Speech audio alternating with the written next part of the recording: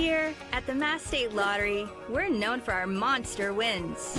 But there's no bigger win than the $1 billion we provide each year to support all 351 cities and towns in Massachusetts. In our game, we know that supporting local businesses and helping communities is how we all win. Because at the lottery, we're all playing for the home team. The Mass State Lottery. Welcome to the state of winning.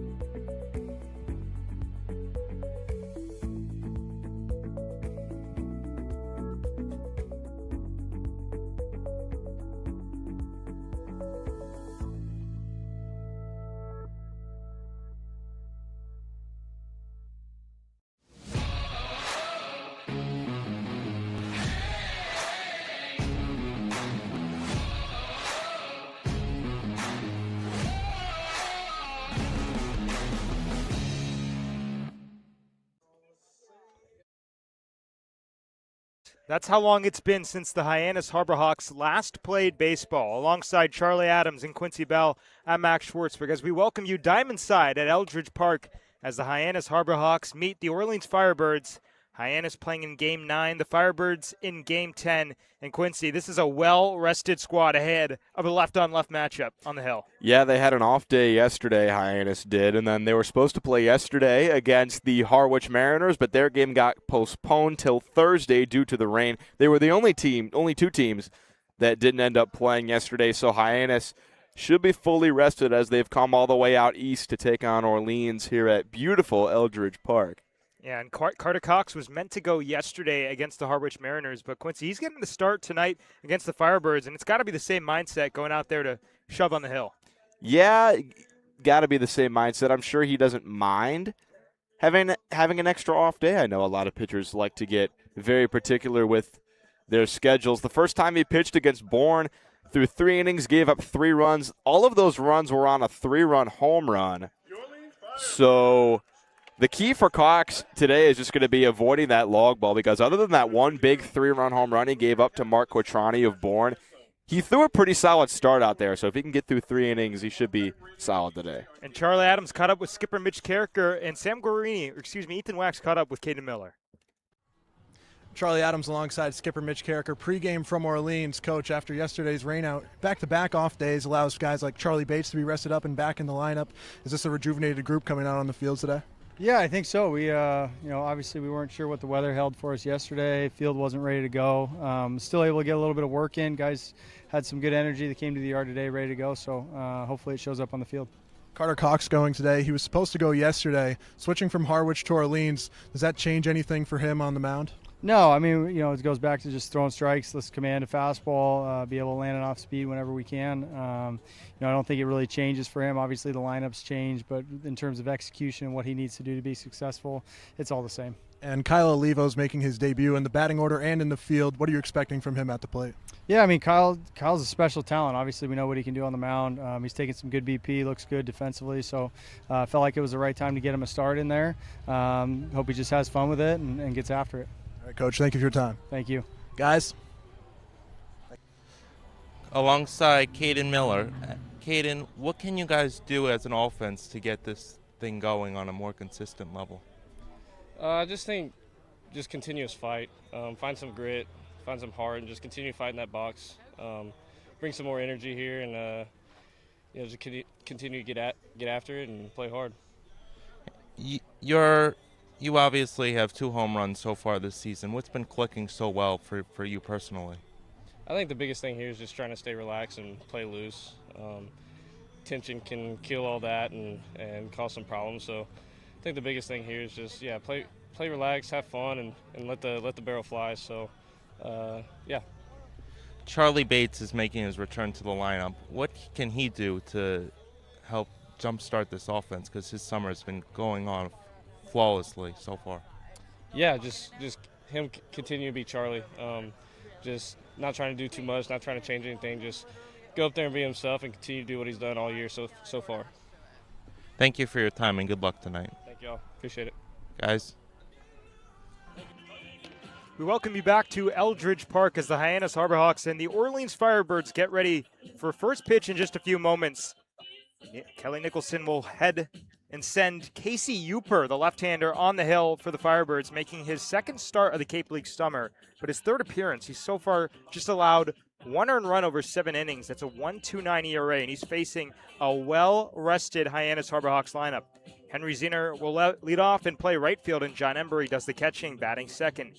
Caden Miller plays first and bats third, and JP Head in left, batting cleanup. Charlie Bates back in the lineup after missing 2 games. He'll bat fifth and play shortstop. Jordan Lodis, the third baseman, bats sixth. Efren Ortega will DH and bat seventh, and Kyle Olivo, yes, you heard that right. He's a two-way player, a star on the mound, and a really good hitter in the box. He'll bat eighth and play second base. And Tanner Chun, the center fielder, batting ninth. As mentioned, Casey Uper on the mound for the Firebirds. He's had a stellar start, and he's really got a 12-6 curveball that comes at you, Quincy. Yeah, he has a lot of lively heat on his fastball from the left-handed arm, but that 12-6 curveball is a lot slower than his heater. If you're not anticipating it, it's really hard to adjust to. And Hyannis will definitely have their hands full today. You mentioned Kyle Olivo. He was a two-way player at Iowa. He made 4 starts in their lineup. Through 28 at-bats, he had 8 hits. So he's a pretty solid hitter in the box, and Hyannis will see what he has today on the Cape. He also slugged 4 doubles and a home run, so the OPS 869 as Henry Ziener steps up to the plate to lead it off for Hyannis. On a 4-game hitting streak and batting first for just the second time this season. Left on left. Harbor Hawks have not played baseball in 48 hours after the off day and the rainout. As Uper kicks in, fires a first pitch fastball right at the knees. 0-1. First pitch at 6:31 p.m. tonight at Eldridge Park. Hyannis looking for their first win this year against a left-handed starter. They're 0 for 4 so far. On an 0-1, Ziener swings and taps it foul up the first base line. Tyler Mayett in left, Rowan Kelly in center, and Bub Terrell in right. Third to first, Jeremy Sheffield, Elijah Iquez, A.J. Beltre, Dominic Cadiz, and Kale Strickland does the catching for Casey Uper. Here's the 0-2 offering, and it's a breaking ball down in the dirt. Nice spit from Ziener. Yeah, he saw that one well out of the hand. Not even a thought of offering at that big 12-6 curve in the dirt. 3 walks against 6 strikeouts on the young Cape League summer. This is game number 8. Here's the 1-2, and Ziener just gets a piece. It goes back to the bender and had him way out ahead there. He's been putting up a lot of battles at the plate. Ziener started his summer on the Cape just 1 for 13, but since then he has 4 hits in his last 3 games. On a 1-2, Ziener swings and misses strike 3. Casey Uper climbs the ladder, and he's got a first strikeout in the first batter he faces. The catcher from Florida Gulf Coast, number 20. Yeah, that's the one thing that pitchers with a good 12-6 can do is tunnel their pitches, because that fastball above the zone, when it starts off, it looks like the 12-6 is going to drop right down the middle. So that'll bring up John Embry, who just lost his 6-game hitting streak to start the season. He went 0 for 4 against Chatham a few days ago. First pitch, fastball, misses low, 1 ball, no strikes. But still second in the Cape League in average at .440 and 6th in OPS. So still a stellar start to the season. 1 out, nobody on here in the top of the first inning without a score. 0-1 pitch is chopped up the third base line out ahead. It's actually the 1-0. So the count level, a ball and a strike apiece.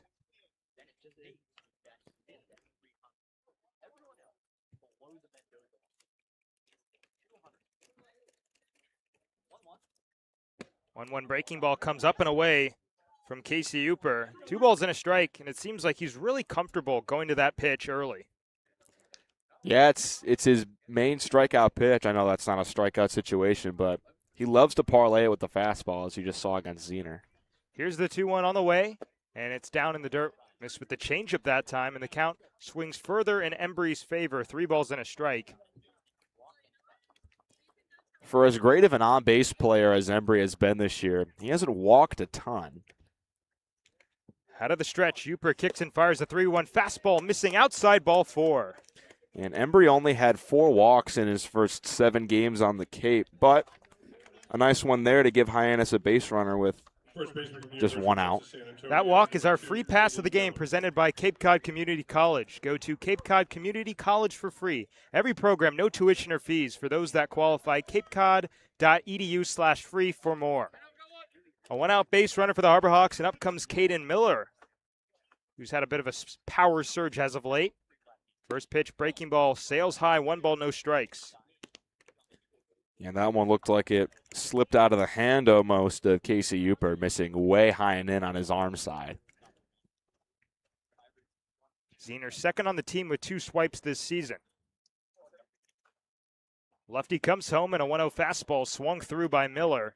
Elevated again, and Miller chased, count level at 1 with 1 out in the inning. It's 2 home runs on the young season for Caden Miller. Most recently against Chatham, a solo shot. 1-1 pitch on the way, and a fastball just outside. 2 balls and a strike. I say it often, and I will continue to. The 1-1 pitch, arguably the most important in baseball, because now a huge hitter's advantage at 2-1. Miller's been swinging a hot bat as of late. He homered 2 days ago. Goes to a front door breaking pitch, and that one will tail inside. 3-1 the count now. Embry aboard on first base after the base on balls. 1 out in the inning here in the top of the first without a score. Caden Miller batting 172 to start the Cape League summer. Casey Uper kicks and throws over to first. They had Embry leaning in the wrong direction. He's able to get back standing. I'm surprised he didn't go to a slide there. He's lucky to get back to that bag. The tag was just a little bit high from first baseman Dominic Cadiz. 3-1 on the way. And Miller swings and fouls it back. High fastball at the top of the zone. Miller just gets a piece. So the count runs full with 1 out in the inning. Embry on first base. Hyannis has struggled offensively on the road this season. Just a 173 average, 532 OPS. That's both last in the Cape League. Compare that to a second best in the Cape League, 234 clip and 739 OPS as the 3-2 fastball will go upstairs for ball 4. Back-to-back base on balls for the Harbor Hawks, and they got something brewing here in the top of the first inning. And we've mentioned that they've struggled with runners on base this year, but JP Head, who's coming to the plate right now, has 2 hits and 4 at-bats this year with runners in scoring position, including a 3-run homer last Sunday at Wareham. He's in a similar spot right now, and this is a big chance for Hyannis to jump ahead because they have yet to win a game this year when their opponent scores first. They're 3-0 when scoring first. They're 0-5 when their opponent scores first. So if they can jump out ahead in this first inning and hand the ball to Carter Cox with a lead, it could be huge because, especially also because they've really struggled scoring runs as of late, the Harbor Hawks have. And we mentioned Hyannis 0-4 against left-handed starters this season. The Harbor Hawks 8th in the Cape League with a 200 average with runners on base. So a huge opportunity to break the ice here in the top of the first inning. Embry on second, Miller on first. First pitch coming up to JP Head is low for ball 1. And they're playing him to pull right now. They got the second baseman Adrian Beltre Jr. playing at the bag, and first baseman Cadiz is where the second baseman normally would be playing. 1-0 the count as Uper looks back at second and comes home. And a fastball high for ball 2. 2-0, and a streak of wildness for the left-hander on the hill early on. Yeah, if I'm JP Head, I'm waiting until I see a strike out of Casey Uper. He's walked back-to-back hitters. No need to be overly aggressive here on 2-0. Takes a 2-0 fastball right at the knees. 2 balls and a strike with 2 on and 1 down here in the visiting half of the first inning without a score. And now he's seen both the pitches out of Casey Uper. Now he can adjust and pick one out that he likes on the 2-1. 2-1 on the way, And it's a fastball fouled into the mitt of Kale Strickland. Count swings level 2-2. He was just late on that one. Hyannis so far this season, .233 average with runners in scoring position, but just 5 for 30 in these situations on the road. As a 2-2 fastball will go downstairs and the count runs full. So third consecutive full count through these 2, 3, 4 hitters. At the very least, it's good that Hyannis has been making Uper throw a lot of pitches out there. Full count pitch, runners not moving, and it's hit a mile high in the infield in shallow foul territory, heading back behind the press box. And the catcher, Kale Strickland, will run out of room. We'll do it again as JP Head wins another life. Yeah, that ball barely hit off the top of the netting behind home plate. Strickland gave it his best effort, ran into the netting, and probably would have had that if he had a foot more of room to work with. Embry on second, Miller on first. A full count pitch coming up to JP Head. Uper takes a breath and spins off the mound, fires to second base. It almost got away from the shortstop, Elijah Iquez, but he's able to glove it down. So no harm, no foul after the disengagement. With this big shift, Caden Miller is almost halfway to second base. He has a huge lead over there at first base. 3-2 on the way, and it's hit into shallow right field. Out goes Dominic Cadiz. In comes the right fielder, Bub Terrell, in foul territory. He makes the catch. Both runners will remain where they are at. Yeah, Head just got under that one. He had it timed up pretty well, but just dropped the shoulder a little bit and popped it up a mile high into right. Bub Terrell with a nice catch because that ball was curling back into fair territory. It looked like it was going to land foul, but came back fair, and he was able to adjust. That was a nice catch out there from the right fielder. Umpires tonight, Kevin Saxton at third, Stephen Williams behind the plate, and Marvick Gomez at first as Charlie Bates stands in. Missed the last 2 games with an injury to his foot, but swinging a hot shillelagh to start the summer. Left on left, the first pitch, Bender in there for a strike, 0-1.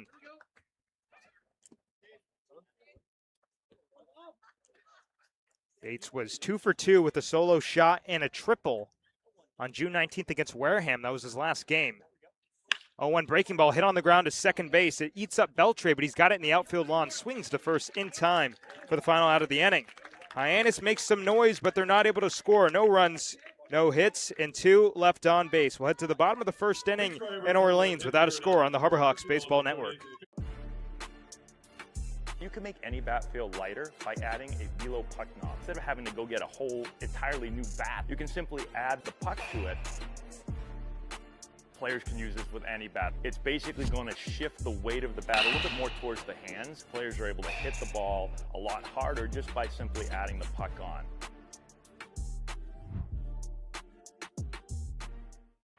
Here at the Mass State Lottery, we're known for our monster wins. But there's no bigger win than the $1 billion we provide each year to support all 351 cities and towns in Massachusetts. In our game, we know that supporting local businesses and helping communities is how we all win. Because at the lottery, we're all playing for the home team. The Mass State Lottery. Welcome to the state of winning. Back here at Eldridge Park, Harbor Hawks don't score in the top of the first inning. Carter Cox on the hill for the Harbor Hawks, and he's facing an Orleans Firebirds lineup that, despite a 3-6 record to be last in the East, pretty middle of the pack in the Cape League. Tyler Myatt will lead it off and play left field with Dominic Cadiz, the first baseman, batting second. Elijah Iquez, he's a returner to Orleans. He'll play shortstop and bat third. Bub Terrell in right field, batting cleanup. Nate Savoy will DH and bat fifth. Rowan Kelly, the center fielder, bats sixth. Kale Strickland behind the plate, batting seventh. And Jeremy Sheffield at third base, batting eighth. And Adrian Beltre Jr., the son of the Hall of Famer, at second base, batting ninth. As mentioned, Carter Cox on the hill. He was supposed to go yesterday against Harwich, but of course that game being rained out, they just pushed him back to tonight. And the Hyannis pitching staff, fresh off 48 hours of rest, that's got to feel good. Yeah, it's got to be. You know, they threatened in that first inning, couldn't quite score, but we'll see what they have on the defensive side of the ball. The defense has been pretty solid in the last batch of games, despite a couple errors against Chatham on Sunday. Tyler Myatt to lead it off for Orleans. First pitch fastball from Cox inside for ball one. Myatt, a .323 average, an OPS over 1,100. And this is game 10 for the left fielder. Cox pitching out of the windup. And he fires an 0-1 pitch that's ripped on the left field line. That's a fair ball, and it's going to roll all the way in the corner. JP Head cleans it out, throws to second, and Myatt has a stand-up double here in the bottom of the first inning. Yeah, he's been really solid to start his summer on the Cape. That ball just shot the other way towards third. It barely stayed fair. He's really having himself a day. Yesterday he went 4 for 4 against Wareham. So now he's in the midst of a 5 for 5 streak right now. Dominic Cadiz, another guy who's swinging a hot bat. He homered against the Gateman yesterday.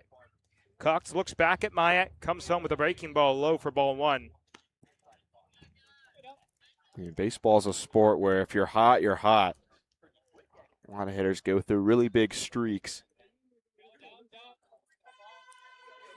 Myatt on second base, nobody out here in the bottom of the first inning. 1-0 fastball will get the inside corner. Count level, a ball and a strike apiece. For Cadiz at the plate, the objective is to just put the ball in place somewhere to let Myatt get up to third with only one out. The last time the Harbor Hawks pitched on the road, they allowed just one hit. It was against the Catuit Kettleers on Saturday, as a 1-1 changeup will go downstairs for ball two.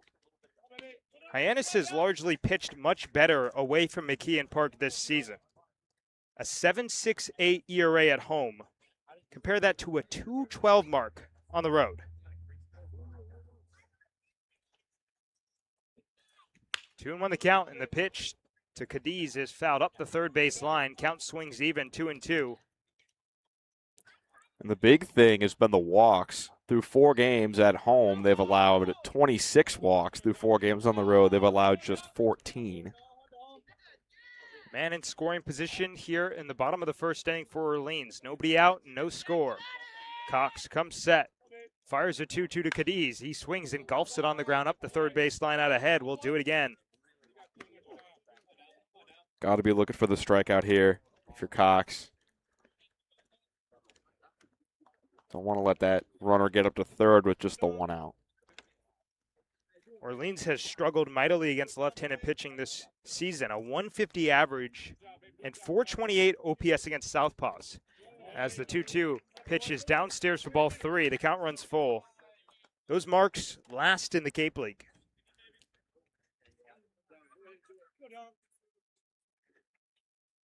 Carter Cox pitching based off the pitch calm and calling his own game on the hill. Full count pitch on the way to Cadiz, so we'll have to wait as Cox spins off the mound and fires to Kyle Olivo at second base. JP Head in left, Tanner Chun in center, Henry Zener in right. Third to first, Jordan Lodis, Charlie Bates, Kyle Olivo, and Caden Miller as John Embry does the catching for Carter Cox. Man in second base, and a full count pitch coming up to Cadiz. Again, we'll wait and throw over to second base. That pitch clock is getting low, and it just seems like Cox isn't ready. Could be the case.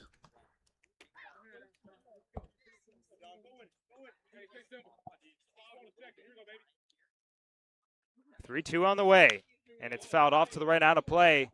Become a nice souvenir for a young fan. So we'll do it again. Cadiz out of UCLA. Bruins ranked first in the country for much of the 2026 NCAA baseball season.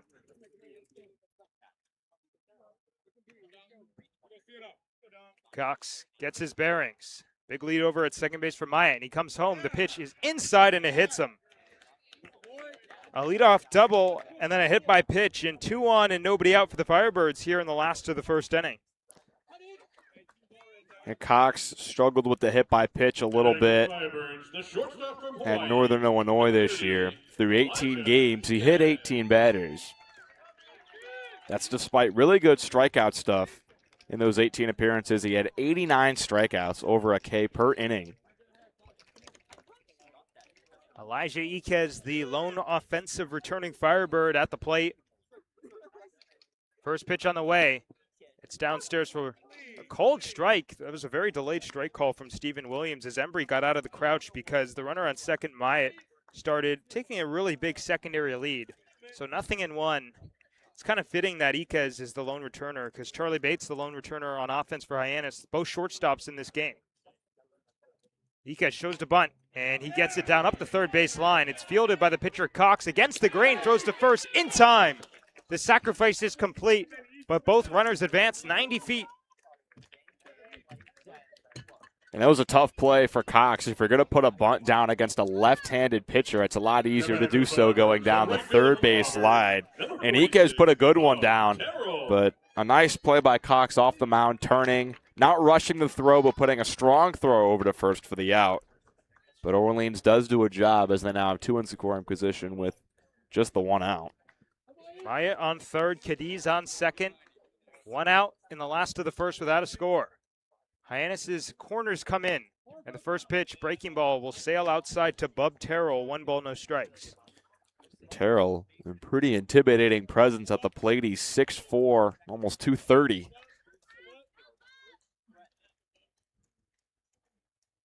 One 1-0 pitch on the way, and it's down in the dirt. That's going to get away from Embry, but both runners will stay where they are. Neither Myatt or Cadiz got a great read on it, and Hyannis avoids the wild pitch. The freebies were an issue against Chatham a few days ago. 9 free passes, 6 walks, 2 errors, and a hit by pitch for the Harbor Hawks. So looking to play a little bit of a cleaner brand of baseball. That one just didn't get quite far enough away from Embry for Orleans to try to test it with one out, opting to play it safe here. 2-0 the count, and the offering to Terrell is hit in the air to left field. Pretty deep for JP Head, still going, looking up, it is gone! 3-run home run for Bub Terrell, and the Firebirds jump out to a 3-0 lead here in the last of the first inning.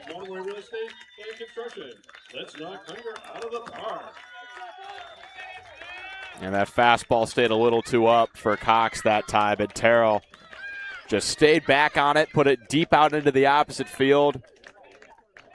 Down the lines here at Eldridge Park, it's not very deep, just over 300 feet, but that one well gone. It was just a great piece of hitting right there on a mistake pitch from Cox. That'll bring up Nate Savoy. The Firebirds playing with a 3-0 lead and just 1 out in the inning. First pitch fastball sails high from Cox. 1 ball, no strikes. Savoy the DH in this game.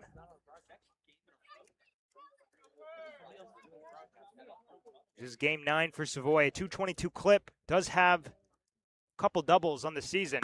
As a 1-0 fastball upstairs once more. 2 balls, no strikes. And Cox has largely filled the strike zone. The Firebirds just putting up gritty at-bats and working counts deep. 2-0 offering. Fastball well upstairs. 3 balls, no strikes. And now you got to wonder, how does he respond to some of the adversity early?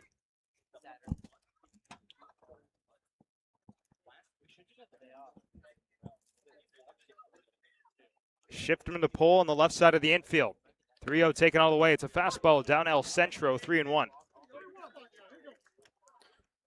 And the only problem really for Cox so far on the Cape has been the home runs allowed. He's only been bit twice, but they've both been 3-run shots.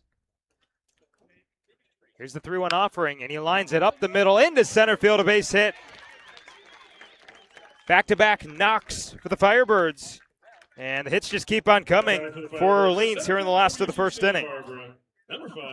You got to wonder if the extra off day for Carter Cox did more harm than good, as pitching coach will come talk to him, because a lot of times pitchers get so hung up in their rhythms. They like to know when they're going to pitch and how much they're going to throw. Cox just looks a little uncomfortable out there. Austin Wallace joined by the backstop John Embry on the hill. The entire Hyannis infield is still at their respective positions. Orleans leads 3-0 in the bottom of the first inning. There's just 1 out in the inning, and Rowan Kelly up to the plate as the home plate umpire Stephen Williams heads out to the mound to break up the meeting of the minds. This has been a long first inning. First pitch of the game was at 6:31. It's currently 6:53. You know, both teams have been working deep into counts early in this one. Hyannis drew 2 walks in their half of the first inning. We've seen Orleans work deep into counts, which has allowed them to see Carter Cox pretty well, and they've punished them in this first. So Rowan Kelly up to the plate. Left-hander in the box going left on left. 1 out, 1 on. 3 runs home and a first pitch breaking ball outside for ball 1.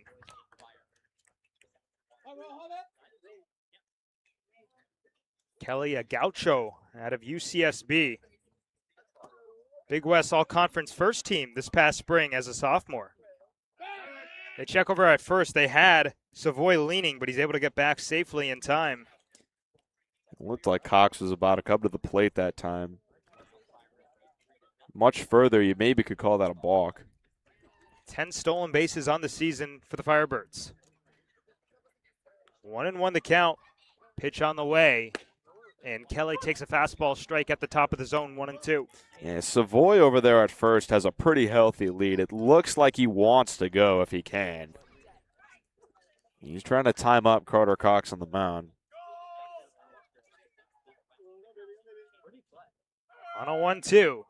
Kelly swings and pops it in the air to shallow left center field. Tanner Chun, the center fielder, sunglasses on, makes the catch for out number 2. They're tagging to go to second base, and they will double off Nate Savoy. Nate Savoy tried to get cute with it, and Hyannis able to get a double play to end the inning. But 3 runs come home on the 3-run shot from Bub Terrell. 3 runs on 3 hits, and nobody left on base. We'll head to the top of the second inning on the Harbor Hawks Baseball Network. Get ready for big results with our small machines. With more power, performance, comfort, and savings. They're ready for every job. And we're ready with plenty of inventory, the best support in the business, same-day parts availability, and locations across the Northeast. So you can always be ready to work. Milton Cat, always ready.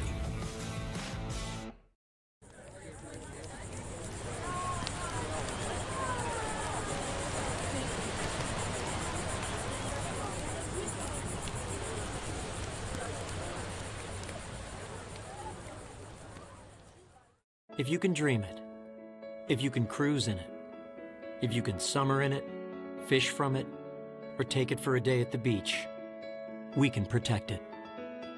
The Baldwin Group, protecting the possible. He's gone. Back here in Orleans, top of the second inning, and Hyannis down 3 runs after the 3-run shot from from Bub Terrell. They will send out Jordan Lodis, Efren Ortega, and Kyle Olivo. If anybody gets on, Tanner Chun will have a chance. But the Harbor Hawks had 2 on and 2 down in the first inning, but not able to score, and these woes with runners in scoring position continue. It's just been tough sledding for Hyannis. It just feels like whenever they need a big hit, they just can't quite seem to get it.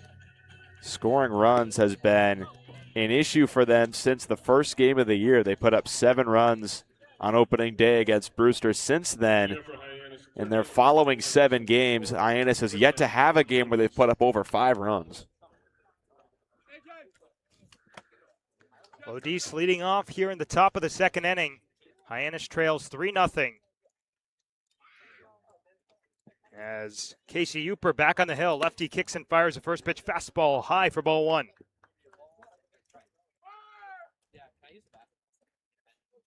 One for 3 with a double against Chatham on the 21st. 1-0 pitch is a fastball high. 2 balls, no strikes to the right-handed hitter out of UCF, but transferring over to Georgia Tech this upcoming fall.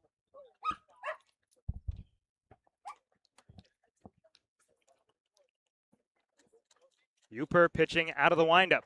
Lefty rocks and deals a breaking ball. Beautiful right down the middle.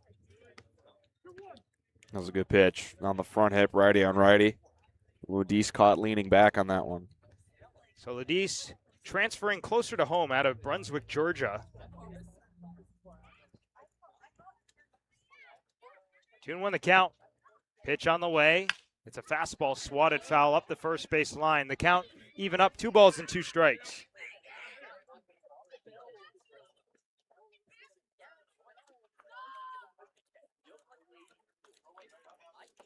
Hyannis came into this game just 5 for 30 with runners in scoring position on the road. 9 for 30 at home.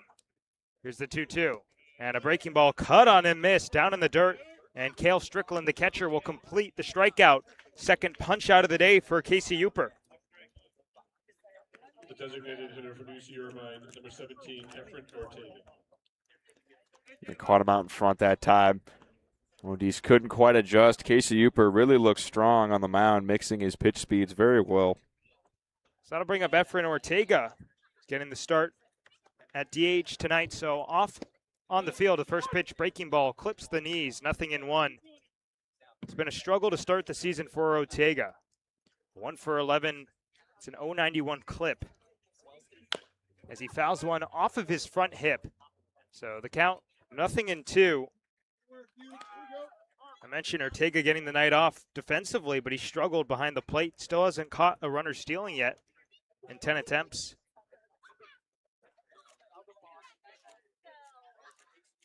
Lourdes striking out to start the inning. Hyannis hitting just 123 to lead off innings. That has been a big point of struggle. So it's hard to kind of get yourself on the right foot once you're digging out after an out. As the pitch misses upstairs, 1-2.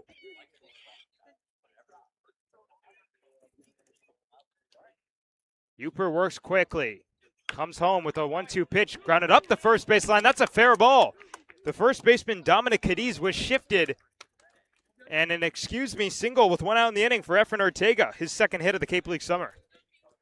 You know, Orleans, I could tell early on they like their shifts, and that time first baseman Dominic Cadiz was, halfway between first and second base, and Ortega just chopped that one slowly towards him. He did not hit it well, but just not great positioning there. Allows him to get on with a hit. Maybe Hyannis can get something after that. So it's Kyle Olivo at the plate, the two-way star, with Ortega on first base, 1 out in the inning, a first pitch fastball high for ball 1. Hyannis trails the Orleans Firebirds 3-0 here in the top of the second. Olivo has pitched stellar to start the Cape League summer. 8 innings, no runs across 2 appearances. Ortega on first. And the 1-0 fastball is fouled back 1-1. But did get 28 at-bats this past spring for Iowa. Went 8 for 28. That's a 286 clip, but he did slug.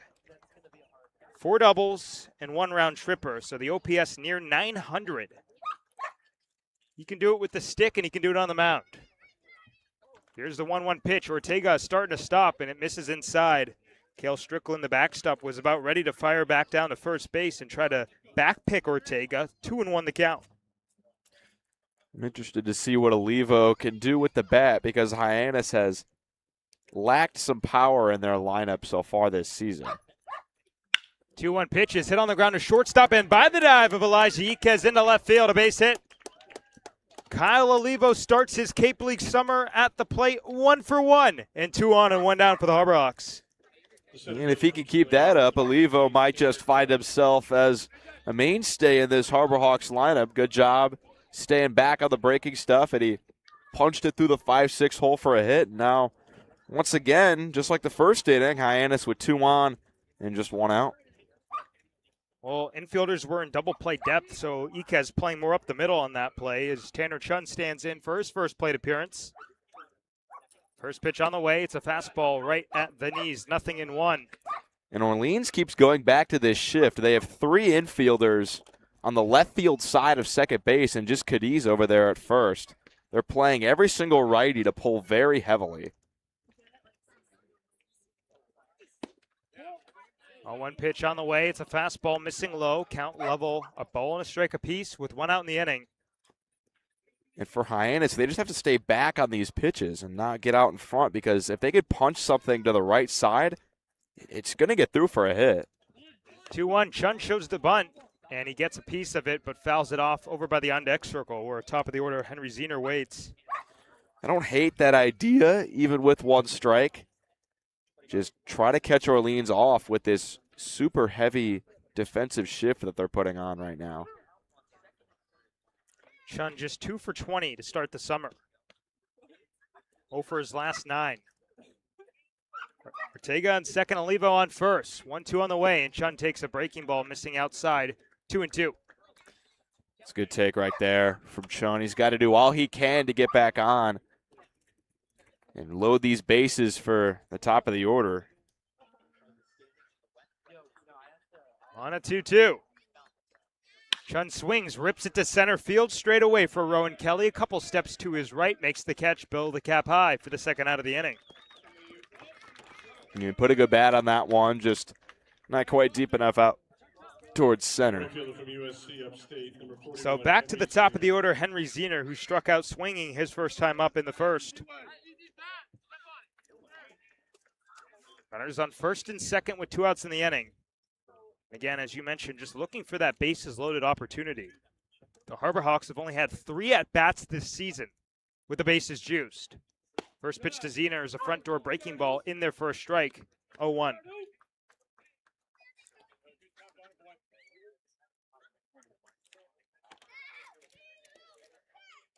Uper comes set, takes a look back at second, and comes home. Fastball fouled right back to the screen, 0-2, as Uper jumps ahead quickly. It's a good job there of jumping ahead quickly with the 2 on and 2 out.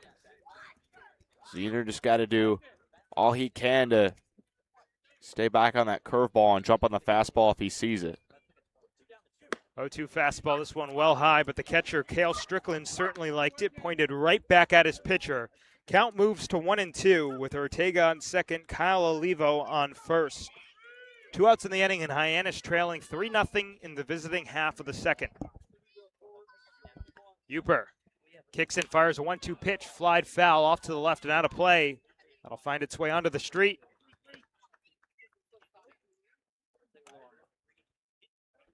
It's turned into a truly beautiful evening here in Orleans. Long pause on the hill. 1-2 on the way. And Zener swings, fouls it right back. We'll do it again at 1-2. And he's seeing the ball well at the plate right now. Struck out on the first because he just got ran up on the fastball, but he looks to have a better eye for it here in his second at bat. He's putting up a fight and running Uper's pitch count up a little bit. 47 pitches through an inning and 2/3 for the lefty on the hill. 1-2 once more. That one will get way to the backstop. Both runners advance 90 feet on the wild pitch. Yeah, that one definitely slipped out of the hand of Uper. Didn't even hit the glove of Strickland behind the plate. It was well over his head. So now a base hit just poked anywhere could score 2 for Hyannis and really get them back in this one after they were stunned in the first. 2 ducks on the pond in scoring position for the Harbor Hawks. 2-2 to Zener is flown in the air, foul down the first base line out ahead. Got good wood on it, but just well out in front on the breaking ball. Yeah, he just continues to see it well up there. Just needs to pick one out that he can punish. Pitch 51 is a breaking ball outside for ball 3. First base is open, 2 in scoring position, and a full count pitch momentarily going to be coming up to Henry Zener. Yeah, you don't want to walk him with Embry on deck. He's the last guy you want to see with the bases loaded. Full count pitch, and Zener reaches for it and pokes it foul on the ground up the first base line. He went fishing after a fastball low, but buys another pitch. Truly a tremendous at bat, because even if Casey Uper can get out of this inning, he might only have one more after it with how high his pitch count is getting right now.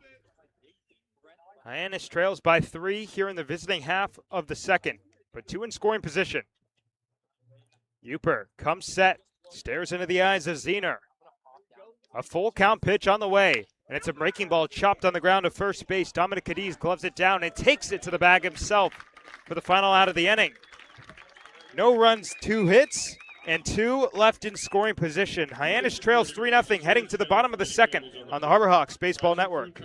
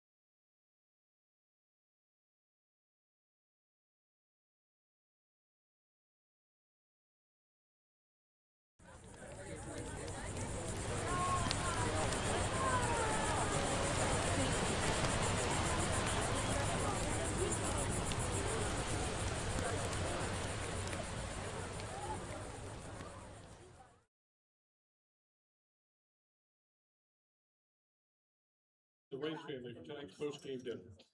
We welcome you back to Eldridge Park. Now in the bottom of the second inning, Hyannis again gets runners on in the second, but not able to come home and score.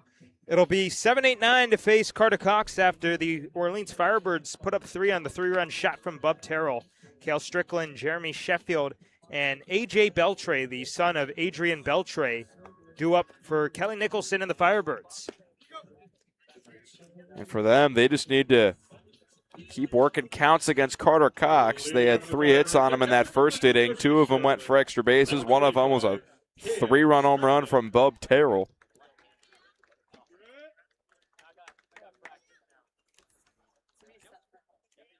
So the backstop, Strickland to lead it off for the Firebirds. Outfield straight away. Cox pitching out of the stretch. First pitch, fastball right at the top of the zone, 0-1. Strickland out of UNC Charlotte. And another guy who's swinging a hot shillelagh. 3 for 3 against Wareham yesterday. 0-1 pitch is a breaking ball, missing low, 1-1. The offensive explosion for the Firebirds in the first inning, a bit unexpected. Here's the 1-1. It's a breaking ball high. Coming to this game, Orleans just a 150 average against left-handed pitching and a 428 OPS, both last in the Cape League by a wide margin. But overall, 233 average, that's 6th in the Cape League, as the pitch is flown in the air to right field in foul territory. A long run for the right fielder, Henry Zener, but he's got no play. So the count back even, 2-2. And Cox just needs a quick out or a strikeout to get his confidence back after he was rocked pretty hard in that first inning.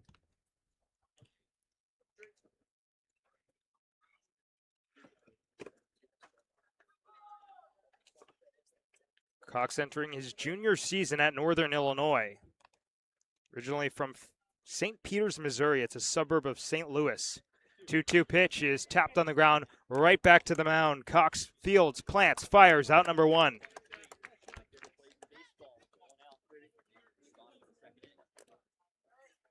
That'll bring up Jeremy Sheffield, the third baseman tonight for Kelly Nicholson. But as a freshman, largely used as a reliever, but towards the end of the season, he earns the Sunday starter job for his sophomore year. But his sophomore season begins in disaster. Through his first 8 starts, his ERA flirted with double digits. First pitch on the way, it's a breaking ball low. That's one of the worst stretches by any starter in the MAC. So the Sunday starter looks like he might not be making it to Monday. 1-0 pitch on the way. Fastball right at the knees, 1-1. But Northern Illinois needs him, and he's struggling badly. And then in April, everything changes. Here's the 1-1. It's a changeup that goes to the backstop. Just got a little bit of a late release, and the count swings in the favor of Sheffield, 2-1. He goes 8 shutout innings against UMass. Career high 12 strikeouts. Earns MAC Pitcher of the Week. Here's the 2-1. It's a fastball just away for ball 3. And from that start forward, he was a completely different pitcher. 3-1 pitch on the way to Jeremy Sheffield. And it's fouled right back to the screen. The count runs full. So he finishes with the team lead in strikeouts and ties the NIU single season record for starts. So the pitcher with a double-digit ERA in February becomes NIU's most reliable arm by June. 3-2 pitch is fouled off to the right. We'll do it again. And sometimes it only takes just one good outing to completely change your confidence, especially in a sport like baseball where it's so mentally based.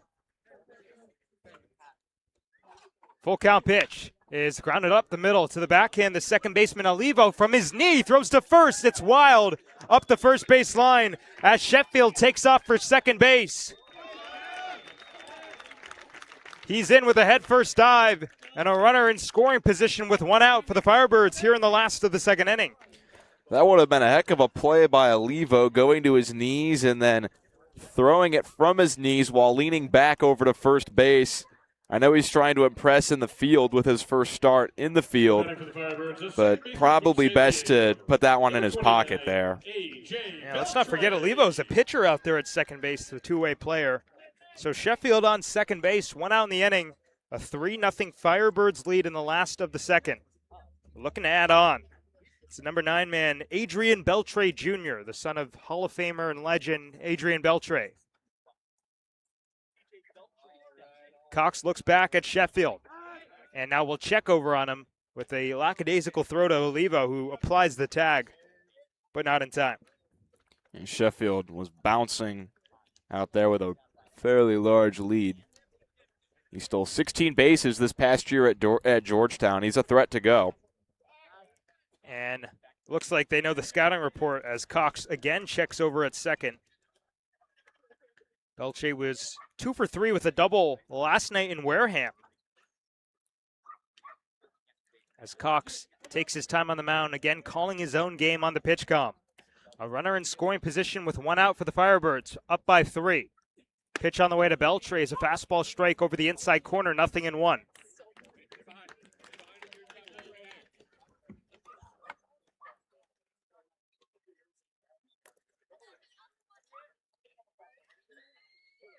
Long pause on the hill for the lefty Cox. Kicks and fires an 0-1 fastball right at the knees. No balls, 2 strikes. 477 career home runs for this guy's father, Adrian Beltre. Of course, a legend, longtime member of the Texas Rangers, most notably. The official ruling is a single and an E4 on Olivo on the last play, by the way, as Cox checks over at second base. Hyannis started the summer as one of the best fielding teams on the Cape. They actually were the last Cape team to make an error. But since then, they've fallen to the middle of the pack fielding-wise with a couple of error-prone games. No errors through the first 3 games for the Harbor Hawks early on. As Beltre swings and misses strike 3. Fastball blew it by him. The first strikeout of the day for Carter Cox makes it 2 outs in the inning here in the last of the second. For the Firebirds, a left fielder from Tennessee, number 16, Tyler Myatt. So that flips it over for the top of the order, Tyler Myatt, who led off the game in the bottom of the first with a double and later came around to score on Bub Terrell's 3-run home run.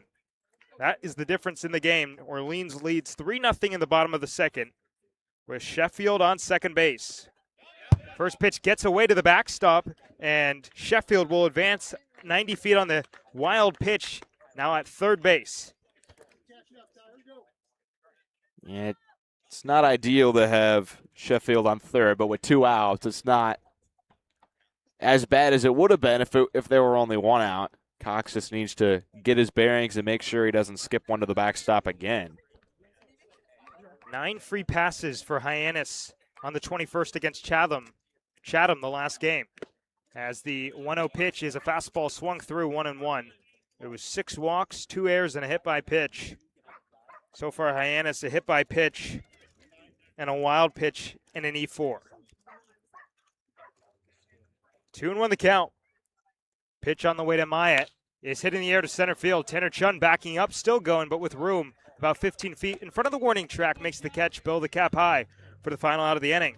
Orleans strands a man at 90 feet away. No hits in the inning. 3-0 Firebirds heading to the top of the third on the Harbor Hawks Baseball Network.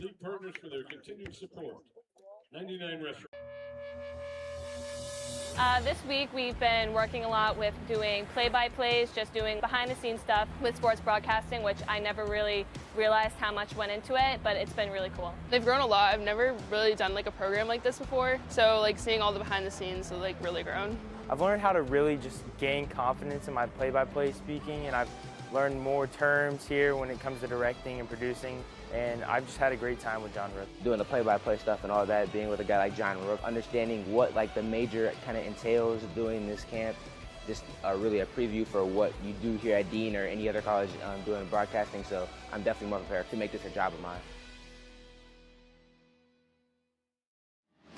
Cape Cod 5 is proud to be the official banking partner of the Cape Cod Baseball League.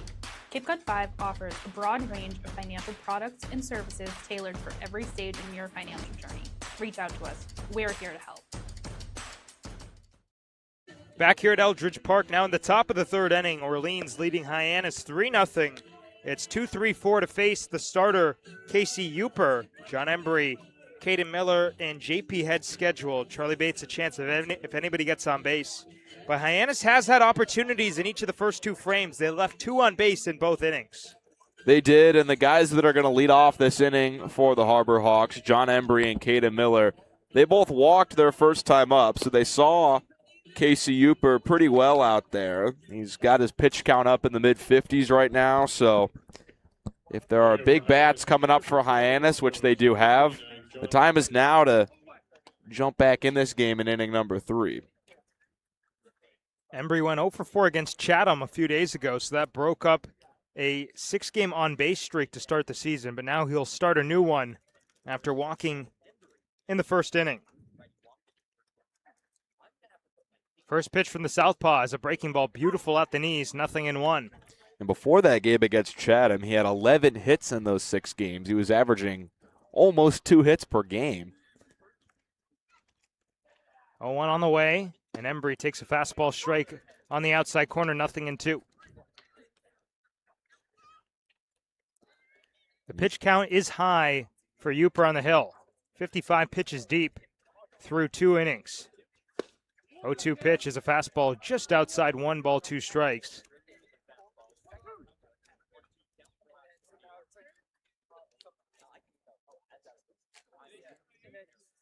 They shift him to pole on the left side of the infield, and Embry well out ahead of the breaking ball, and he strikes out. 3rd strikeout of the day for Casey Uper. Yeah, he got him with the 12-6 that time. Embry thought he was going to get in the fastball, and he was way out in front that time. Truly a pitch of beauty, and we've talked about it a little bit this season, but the 12-6 curveball, a bit of a dying art. You don't really see it too often today. As Caden Miller will go left on left. He walked his first time up in the first. First pitch on the way. It's a fastball chop foul behind the plate. No balls and a strike. Of course, you think of famous 12-6 curveballs, especially from left-handed pitchers. Who comes to mind? Clayton Kershaw.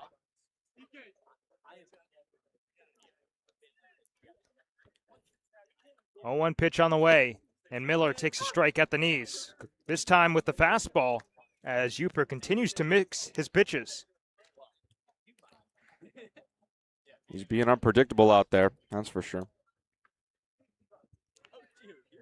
0-2 on the way, and Miller takes a breaking ball, called strike 3 at the knees. Back-to-back punch-outs to start the 3rd inning for Uper. He's working quickly out there, and he's found himself in a rhythm in inning number 3. So 2 quick outs for the southpaw on the hill, and up comes John Paul Head. Flew out to right field his first time up. Lefty to righty, and a fastball swung through. Very lively on the heater, runs it up in the mid to upper 90s. And once you mix that in with the breaking ball, good luck at the plate. 2 outs, nobody on. The 0-1 pitch, a fastball blows it by him, 0-2.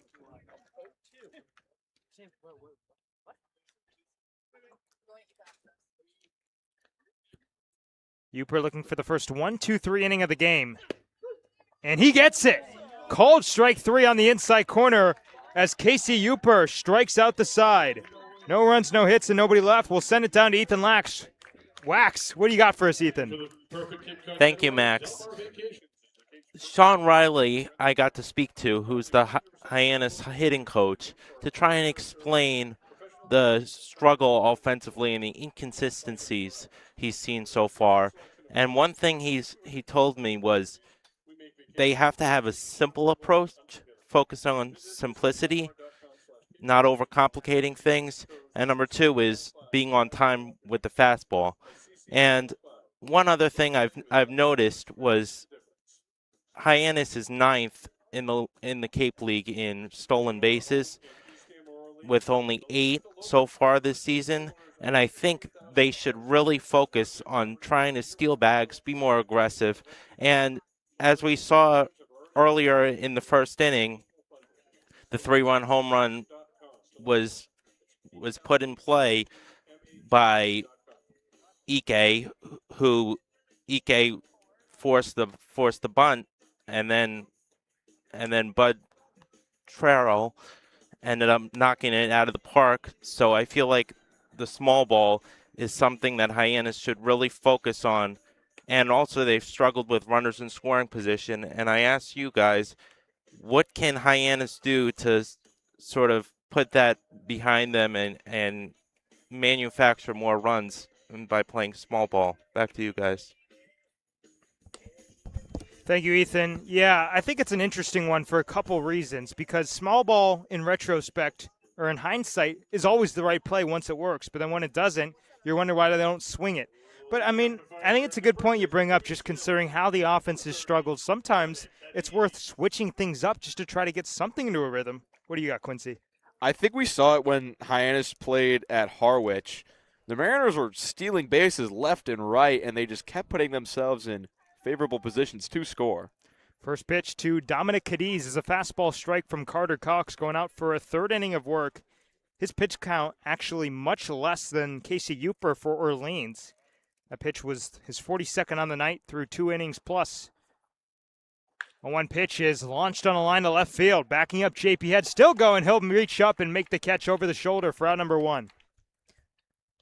Good catch there by Head on a ball that was hit really hard. But I think if you're Hyannis, you got to try to be more aggressive out there, whether that's moving runners over with a bunt or stealing a base. It just feels like they get hits in innings and then they just strand runners on first and second a lot. Like you mentioned, they've only had 3 at-bats even with the bases loaded this year. I think they got to really try to make the most of their base runners when they get them on the offensive side. Elijah Iquez has not registered an official at-bat today. Takes a first pitch strike at the knees with the breaking ball, 0-1. As Ethan mentioned and alluded to, he was out on a sacrifice bunt 1-3. But that set up Bub Terrell's 3-run shot with 2 guys in scoring position. 0-1 is chopped foul over into the Hyannis dugout. They're housed on the third base side.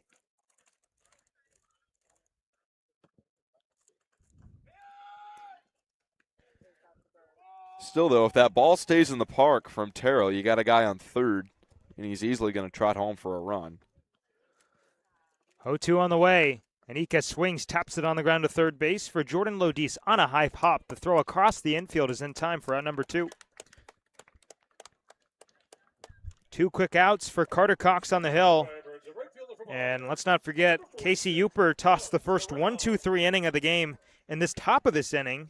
Now 2 outs, nobody on, a 3-0 Firebirds lead, and the guy responsible for those 3 runs at the plate, Bub Terrell. An opposite field 3-run Jimmy Jack in the bottom of the first. Caught an outside fastball and just poked it over the short wall. First pitch on the way, down in the dirt, 1-0.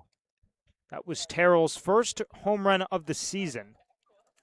This is only game 4, granted, but that's got to feel good. And really an impressive shot to the opposite field, left on left. 1-0 on the way, and that'll come inside and get a piece of him. Tried to open up the front door with a breaking ball, and that'll get away from Carter Cox, his second hit batsman of the outing. And both have been with the breaking stuff that time. He tried to get it, that front hit pitch, like you said, Max, to come over the plate against Terrell, but it just didn't break back, and now Embry will talk to Cox on the mound right now. That breaks up a string of 4 in a row retired by Carter Cox. Nate Savoy up at the plate. He singled his only time up in the first inning, but he was caught trying to advance and kind of get cute with it, a tag up to a routine fly out to center field. From first to second, Tanner Chun just made the easy throw over to double him off. As Cox, maybe remembering that aggressiveness on the base paths, throws over to first base.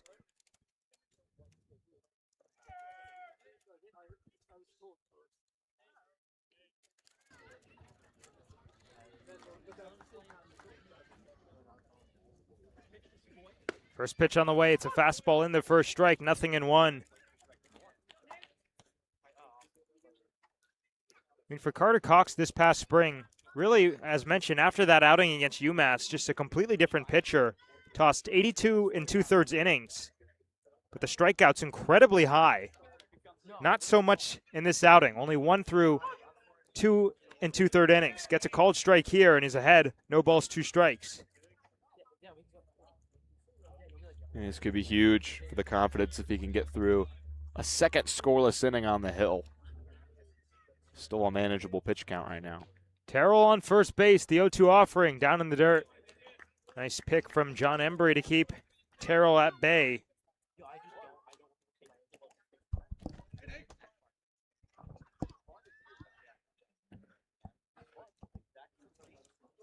On a 1-2 pitch. Runner goes. The pitch is hitting the air to right field.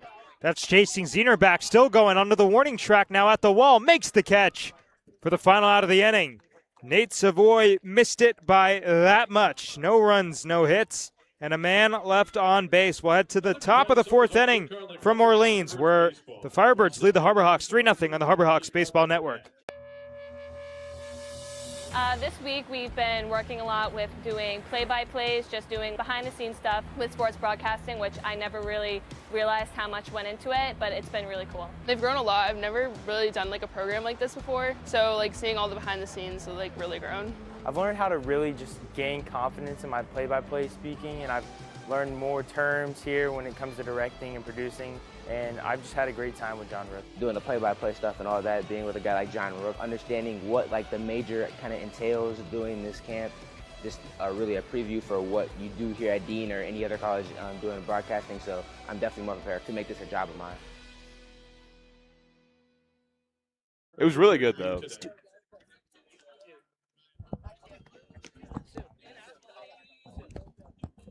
We welcome you back here now in the top of the 4th inning, where Hyannis currently trails the Firebirds 3-0. It's still Casey Uper on the mound. His pitch count has risen, but he will face 5, 6, 7, Charlie Bates, Jordan Lodis, and Efren Ortega scheduled in the inning. Anybody gets on, Kyle Olivo will have a chance. But Casey Uper coming off the first 1-2-3 inning of the game, and he struck out the side. Yeah, he did, and he just seems to look stronger and stronger since that first inning where he walked 2 batters. He gave up 2 singles in the second, but they were both on ground balls that just squeaked through to the outfield, and then 3 strikeouts in that 3rd inning. He's really starting to settle in and put some strong at-bats up there on the mound. Charlie Bates going left on left. The first pitch is fouled off of his foot. The same foot that got hit and sidelined him for 2 games more recently. Grounded out to the second baseman, Adrian Beltre Jr., to end the 1st inning. Casey Uper works extremely fast. He's already got the glove up at his face, ready to start his motion as Bates climbs back in. The 2 make eye contact, and the lefty comes home with a fastball. Whoa, up and in. 1-1. And Bates was asking Steven Williams, once he got into the plate, the home plate umpire, like, hey, you're going to stop him from pitching it while I'm still looking down and getting ready. 1-1 on the way, and Bates spits on a breaking ball that skips about 57 feet forward. So, count swings in his favor, 2-1. Charlie was halfway to the cycle in just the 4th inning in his last game against the Wareham Gatemen. Had the 2 hardest things as well, a home run and a triple, as he checked his swing on a pitch upstairs. Did he go? No, he did not. Third base umpire Kevin Saxton confirms the ball. 2 walks in this game so far for Casey Uper, and a 3-1 count to Charlie Bates. Lefty kicks and fires a fastball upstairs for ball 4. Leadoff base runner for the Harbor Hawks for the first time today. You know, that time Uper just lost control of the fastball during that at-bat. He was missing up and in to Bates.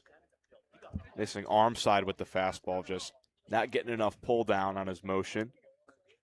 And this is the time now for Hyannis with the pitch count up there a little bit for Uper. Try to start a rally and get some runs across here. Hyannis trails 3-0 in the top of the 4th inning with a leadoff base runner in Bates. First pitch on the way to Jordan Lodis. Will have to wait as Uper throws over to first base.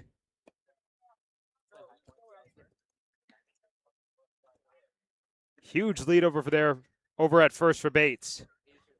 With the lefty on the hill, it's going to have to be first move if he elects to go. First pitch on the way to Lodis is a fastball high for ball 1.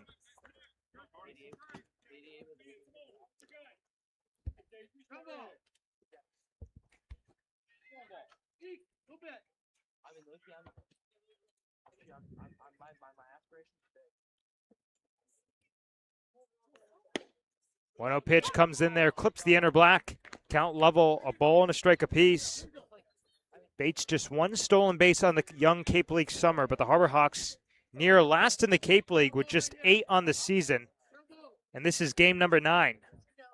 Bates faked a move now that will induce the throw as Uper noticed and checks over on him. He's back with a head first dive. You got to figure that all this attention on Bates is just going to put Jordan Lodis in a bit of an advantage as it takes some of the intent off of the hitter in the box. Pitch on the way is flown foul off to the right and out of play as a million kids go after it. It is a scrum for that ball right now. It's one of the most kind of sacred parts of the Eldridge Park viewing experience. The hill on the right field line. Great place to catch a baseball game. Charlie Bates, a big lead at first, not running, and they'll check over on him as he continues to dance. Seems like these two maybe don't care for each other too much. Uper was trying to quick pitch him in the box. Bates was kind of sarcastically looking back at the home plate umpire, Stephen Williams, before it got to 8 seconds, just taking his time to engage. Pitch on the way to Lodis is chopped on the ground to third base. On the high hop for Sheffield, a second for one. No throw made at first base for Adrian Beltre Jr. as Bates went hard into second base, and that will allow Lodis to reach on the 5-4 fielder's choice. That throw might have pulled the shortstop Beltre off the second baseman Beltre off the bag. I think he may have gotten Bates with the tag as he sort of leaned down as he was sliding in. So up comes Efren Ortega. Broke up an 0 for 8 with a single back in the second inning. Lodis on first now, and a first pitch bender in there with first strike, 0-1. Hyannis trails 3-0 here in the top of the 4th inning. Uper now 73 pitches deep through 3 1/3. Pitch on the way is hit in the air to shallow center field. Rowan Kelly coming in and makes the catch for out number 2. So back-to-back outs after the leadoff walk. And up comes Kyle Olivo, getting his second look at Casey Uper. He singled back in the second inning in his first at-bat on the Cape. Of course, he's pitched 8 scoreless innings on the mound, but also can do some stuff with the stick, as we clearly saw back in the second. He hit that one really hard. First pitch on the way is a fastball high. They backpick to first base, not in time. Cale Strickland trying to catch Jordan Lodis sleeping, but he's able to make it back safely. I think if Lodis has that big of a lead over there at first with 2 outs, I think you got to try going and putting yourself into scoring position. Runner goes at first. The pitch is a ball to throw down to second. Not in time. Jordan Lodis swipes second base. And Hyannis has a runner in scoring position on the first swipe of the season for Lodis. Yeah, I think Hyannis just has to do a better job of pushing the agenda while they're at bat. Because now Olivo just needs a single. You're in so much better position to try to take a run here. Olivo taking his time in the box to engage. Uper, of course, ready, as always. 1-1 on the way. It's a big breaking ball that induces a swing and a miss. Down in the dirt. The hook gives it a 1-2 count. Hyannis has stranded 2 base runners in each of the first 2 frames. Last frame, they went down 1-2-3 on 3 strikeouts, and now they got a guy in scoring position with 2 outs in the inning. 1-2 on the way. It's inside. The runner's going. The throw down to third. In time. Jordan Lodis bit off more than he can chew. He's gunned down by Cale Strickland, and Hyannis is done in the top of the 4th inning. No runs, no hits, and nobody left. 3-0 Firebirds heading to the bottom of the 4th on the Harbor Hawks Baseball Network.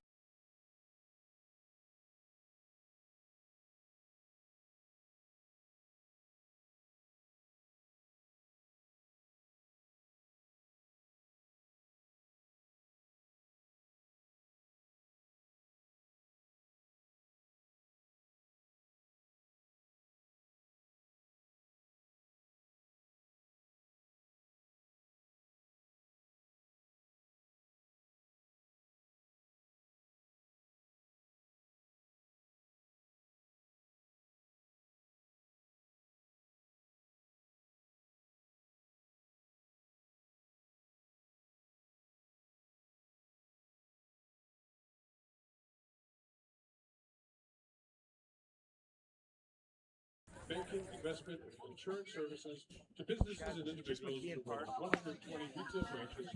Welcome back to the Goldberg Law Group fourth inning. Did you know the Goldberg Law Group PC is the Cape's premier personal injury law firm? The Goldberg Law Group has served Cape and the Islands for more than 38 years, and we're proud to support the local events, organizations, and traditions that make this community so special. As the Cape's leading law firm, Goldberg Law believes in helping people, building relationships, and giving back whenever we can. That's why we're honored to sponsor the Hyannis Harbor Hawks and another great night of Cape League baseball. Scan the QR code on your screen to learn more about how the team at Goldberg Law can help you. Go Harbor Hawks. Back here now in the bottom of the fourth inning where the Orleans Firebirds lead the Hyannis Harbor Hawks 3-0. The day on Carter Cox is done. He gives way to another southpaw. It's Sax Matson, the left-hander out of USC. And this is back-to-back outings where Cox overall pitched pretty well, but just got bit by one 3-run home run. Those are the only 3 runs he allowed. The final line on Carter Cox, 3 innings, 4 hits, 3 earned runs, no walks, and a strikeout. Matson coming in for his second appearance of the Cape League summer. Tossed an inning and 2/3 of relief. Gave up a hit and 2 earned runs on 2 walks and 3 strikeouts. He also had a costly 2-base throwing error on a pickoff that also scored a Brewster run, which ended up being a 2-hour and 20-minute game over in Brewster. But the Harbor Hawks not focused on that. They're focused on the middle innings here at Eldridge Park. And now it's just about keeping the deficit where it is and getting the bats right back in the dugout. And despite the 2 earned runs for Matson and the 1 2/3 he pitched at Brewster, I thought he looked pretty solid. Part of the reason those runs came around were due to his own fielding error. But I thought, despite the high ERA through his 1 appearance, I thought he looked really solid in that game at Brewster. I would have to agree with you as Rowan Kelly will lead it off. It'll be 6, 7, 8 due up for the Firebirds. First pitch on the way is a fastball outside 1-0. I caught up with him after the game, and he told me that he wasn't really feeling it with the fastball. But the breaking ball was looking really good. His slider, usually more lateral, west to east for a lefty. Here's the 1-0. Fastball away. 2 balls, no strikes from Matson. Was getting a lot more 12-6 motion on it than usual. And that resulted in a lot more whiffs, that being swing and misses. But Matson looking to battle back behind 2-0 in the count to Rowan Kelly, who flew out into an 8-6 double play. 3 balls, no strikes as Matson delivers well outside.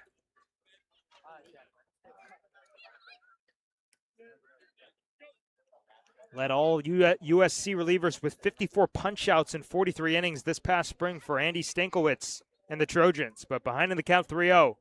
And that is nowhere close. A 4-pitch walk to open the outing as Rowan Kelly aboard.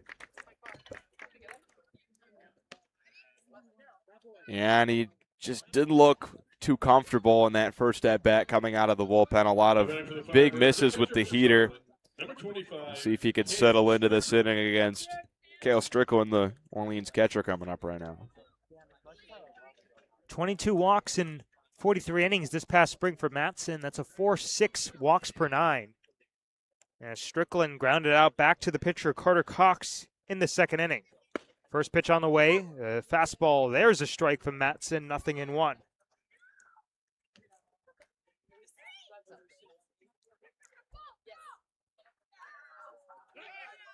Check over at first base as the runner Rowan Kelly was leaning the other direction, but he's back with a head first dive. The Firebirds come into this game having stolen 10 bases on the season. And again, Matson checks over. Although this is just the first game of the summer for Rowan Kelly.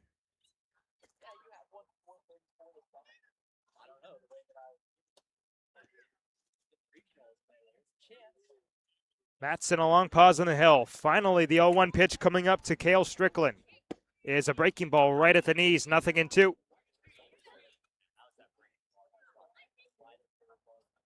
"12 stolen bases in 60 games this past spring at UCSB for Kelly on first base. Healthy lead over there at first. Lefty Matson checks over. Third pickoff in this plate appearance. He's almost looking at first while he's delivering and deciding if he wants to pick off while he's in the middle of his windup.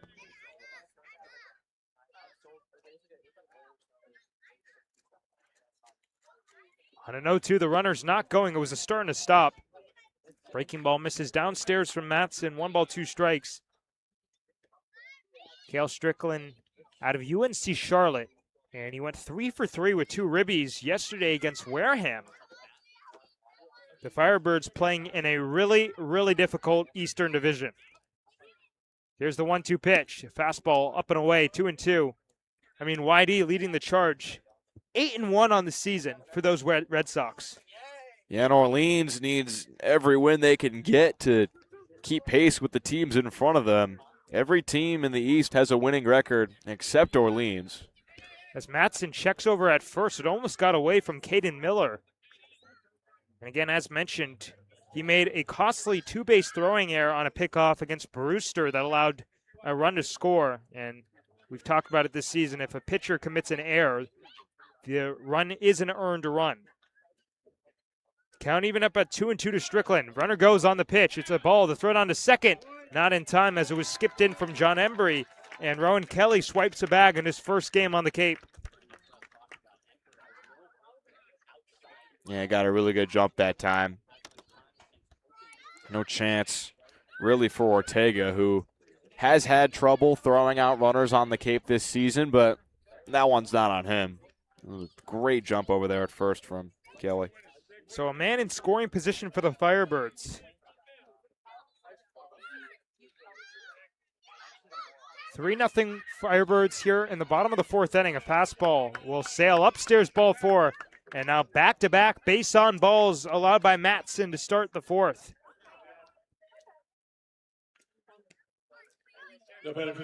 Yeah, he just doesn't seem to have the fastball location in this one. And now with Sheffield coming up, who singled in the 2nd, you'd really like a ground ball if you can for Hyannis. Hyannis has turned plenty of double plays this season, but they've also grounded into a fair share as well. 2 on and nobody down. First pitch on the way to Sheffield is a changeup missing low. 1 ball, no strikes. I mean, this type of outing, it's kind of one or the other for Matson. At USC, he was either lights out 1, 2, 3, or he got into some trouble and struggled with command. So far, it's been the 2nd one. Here's the 1-0. It's a fastball just outside. Framed nicely by Embry, but he can't get the call from Stephen Williams. And the count swings 2 balls, no strikes. With Kelly on second, Strickland on first. Nobody out in the last of the 4th inning. Orleans on top 3-0 over the Harbor Hawks, looking to add on. Sheffield singled back in the 2nd inning as Matson spins off the mound and fires back to second base.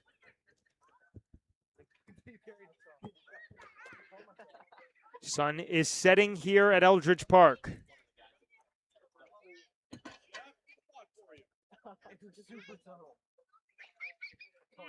Sheffield stands at 6'5", 195.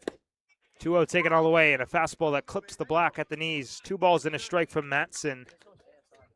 Those 2 walks for Matson to start this inning. The first 2 on the day, the starter, Carter Cox, did not issue a free pass on balls. But he did hit 2 batters. 2-1 pitch is a fastball that does not catch the outside corner. John Embry certainly wanted it. It was a very similar pitch to the 1-0 that missed. So 3 balls and a strike as 3 straight 3-ball counts to open up the relief appearance for Matson.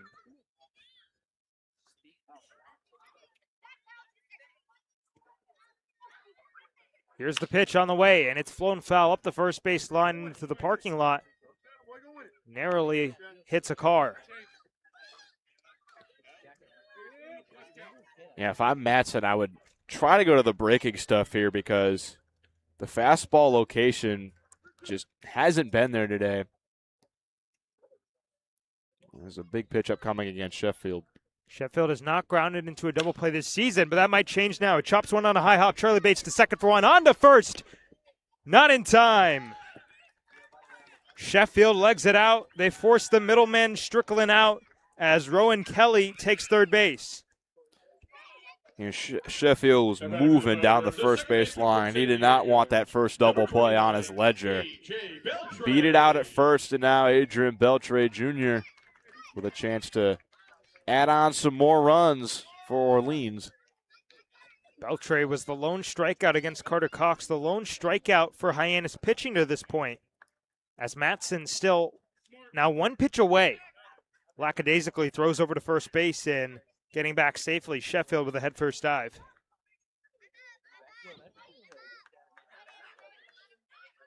"16 pitches through a third of an inning for Matson so far. Kelly on third and Sheffield on first. First pitch on the way to Beltre is high for ball one.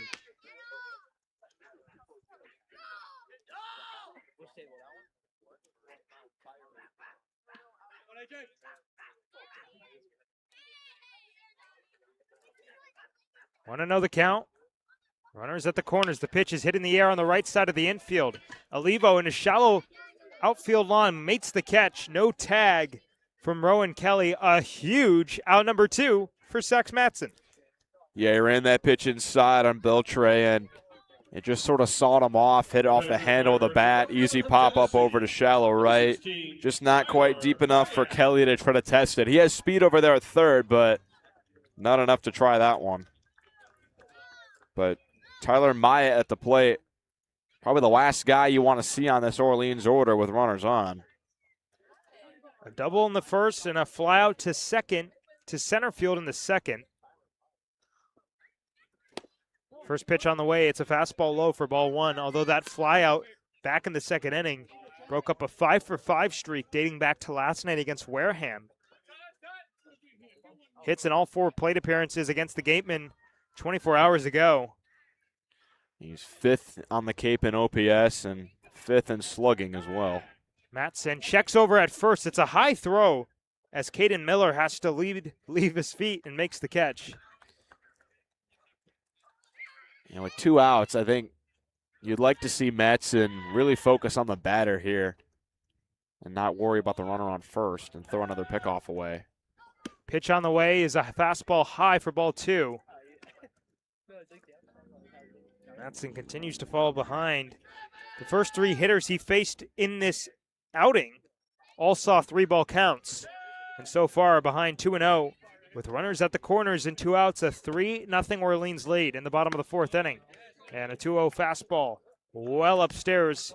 The count, 3 balls and no strikes with Dominic Cadiz waiting on deck.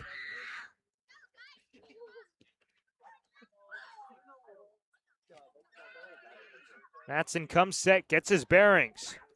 3-0, fastball right down the heart, 3-1.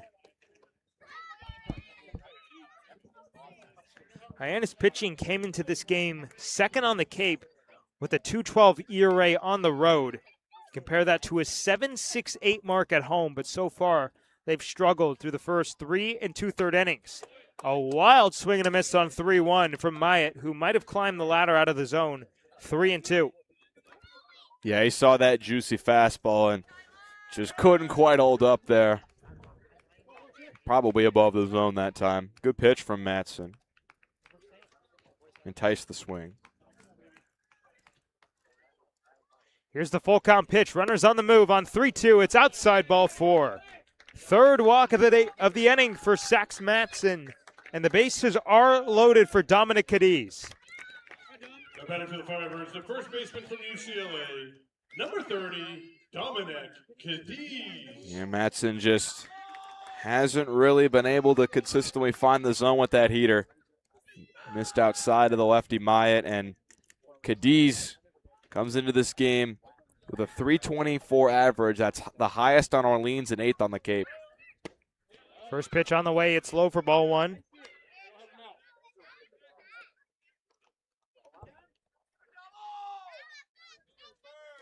Kelly on third, Sheffield on second, Myatt on first. Nowhere to put Cadiz. Pitch from Saxon, his line almost takes off the head of the third base coach. That's Ryan Hannigan down there who just narrowly evaded a disastrous hit. Yeah, he had to duck for cover there.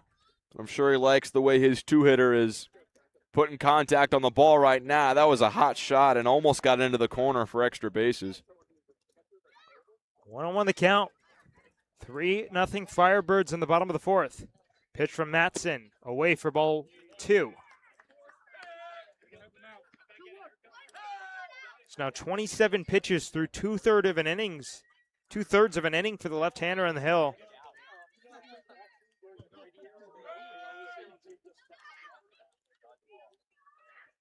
On a 2-1. Pitch is hit on the ground to third by the dive of the third baseman, Lodis, down the left field line.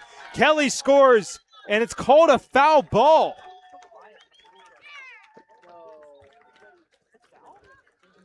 Late call there by Stephen Williams. All the Orleans fans surely thought that one was going to get into the corner. They thought it was fair. That changes the momentum, certainly, of this upcoming pitch. You think you might have a bases-clearing double coming up. Instead, we run it back at 2-2.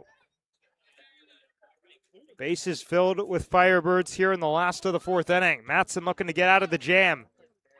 And the home plate umpire, Stephen Williams, telling him that he has to make eye contact with Cadiz before beginning his motion.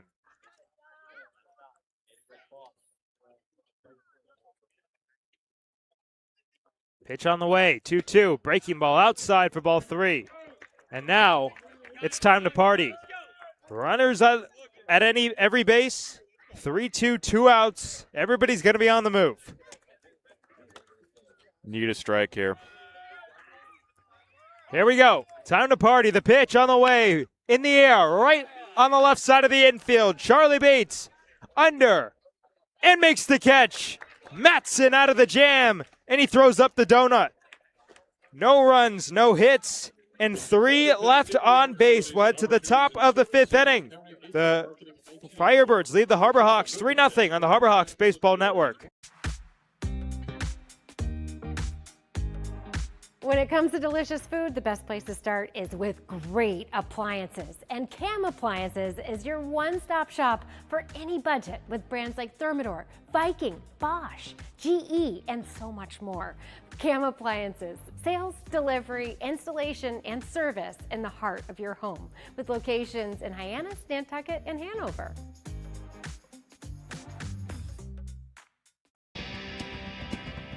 If you need to dig, lift, move, grade, clear, or cut, pump, weld, clean, light, and just about anything else, dial up the rental source for the newest and the most reliable equipment in New England.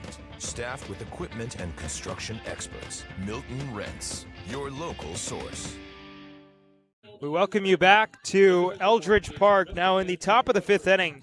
8-9-1 due up. Kyle Olivo going back out. He was up when Jordan Lodis was caught stealing. It's a new pitcher on the hill after the day is done for Casey Uper. He gives way to a right-hander now. Yeah, Uper really was solid in this one. Struck out the side in the 3rd, only gave up 2 hits, 3 walks, 5 Ks. All in all, just a really solid day on the mound. He mixed his pitches well, threw up 4 scoreless innings, and he hands the game to his bullpen with a 3-run lead. It's Jake Eccles out of Florida State University. Last pitch on June 18th against Bourne. He went 2 innings, 2 hits, 2 earned runs, and 2 walks and a strikeout. This is only his 3rd appearance of the Cape League summer.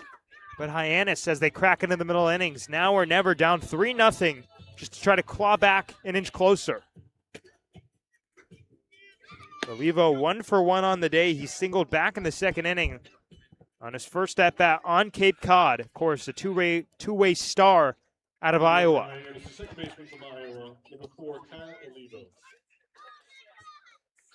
And Hyannis probably excited to see a right-hander on the hill. Again, they've struggled against southpaws in the 2026 season. And they just have so many left-handed hitters in their lineup. Zener, Miller, Bates, Hossey, who's getting a day off today, but still. First pitch comes in down low from the right-hander, Eccles, 1-0. Olivo still up after Lodis ended the last inning, getting caught stealing 3rd. Levo stands tall in the right-handed batter's box. On a 1-0. He swings and launches it in the air. Deep left field. Back goes Myatt. Onto the warning track. He leaps, and it's gone! Solo shot for Kyle Olivo, and Hyannis on the board. 3-1 Orleans here in the top of the 5th inning. You think he could swing the bat? The pitcher in his first start in the lineup crushes one to left. He's 2 for 2 now, and that one was a no-doubter. Hyannis dugout fired up.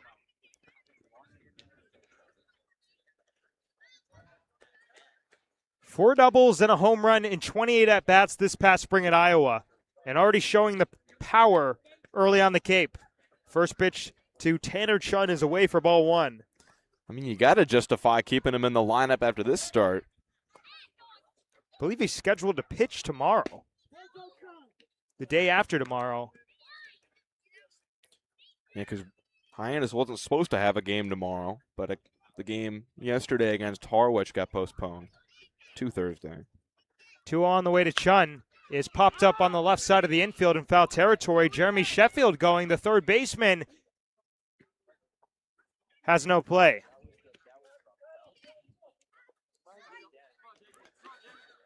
So 2-1 the count to Tanner Chun, who flew out to center field back in the 2nd inning. Now 2 for 21 on the summer, just looking to get things going at the dish.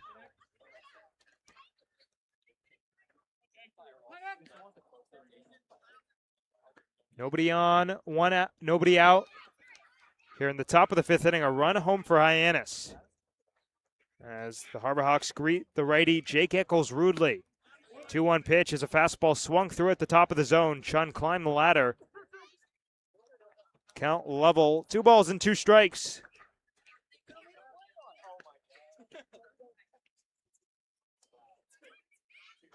On 2-2, Chun swings and taps it foul up the third base line. He's putting together a fight. And welcome to the game, Jake Eccles. Gave up the home run to Olivo, and now Chun is really making him work up there. 9 games in relief for Florida State this past spring for Eccles, and he'll strike out Tanner Chun on a breaking ball that goes west to east, right over the outside corner. It was a good pitch. Back door. From USC Upstate, number 41, Henry Zener. Top of the order now for Hyannis. Zener, who's been swinging a better bat as of late. It was a really slow start to the season for Zener as he takes a backdoor bender in their first strike, 0-1. Had just 1 hit through his first 3 games and now 5 in his last 4. Currently riding a 4-game hitting streak as he swings out the 0-1 and skies it to right field. Straight away for Bub Terrell. Over towards the line, makes the catch for out number 2. A nice job by Eccles to bounce back and get the strikeout of Chun, and then a quick out from Zener.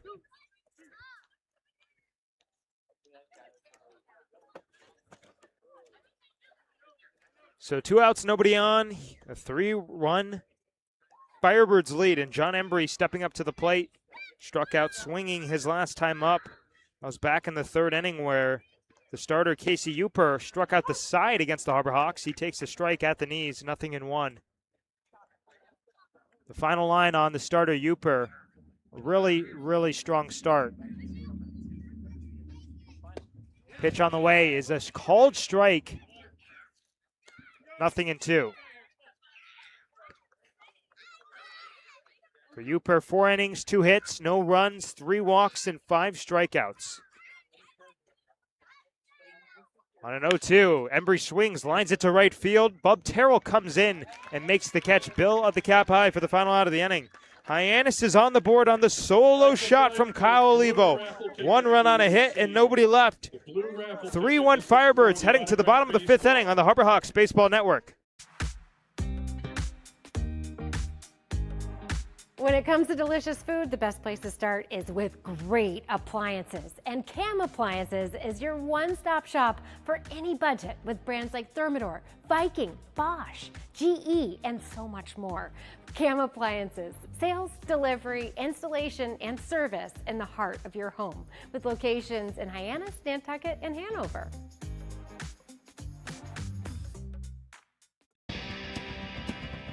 If you need to dig, lift, move, grade, clear, or cut, pump, weld, clean, light, and just about anything else, dial up the rental source for the newest and the most reliable equipment in New England. Staffed with equipment and construction experts, Milton Rents, your local source. So Sax Matson just goes the one inning. He threw nearly 30 pitches after all. Hyannis now pitching with just a 2-run deficit. It's 3-1 Firebirds, and the bottom of the 5th inning. In comes Clay Masonis, making his 3rd appearance of the Cape League summer, a 6.75 ERA. Most recently against Brewster, went 5th in relief, got the loss, but he walked a guy and loaded the bases. And then he steps up against Wareham, gets the save on an inning, scoreless on a strikeout. So Hyannis looking to play a little bit of a cleaner frame. Sax Matson did not give up a run in the 4th, but still it got pretty ugly there for a bit. Yeah, Matson definitely worked himself in and out of trouble that inning, turned it into a high leverage spot, and was able to get out scoreless. But now Masonis, who's been a back of the bullpen arm so far for the Harbor Hawks in his 2 appearances, coming off that save, looking to continue on that path.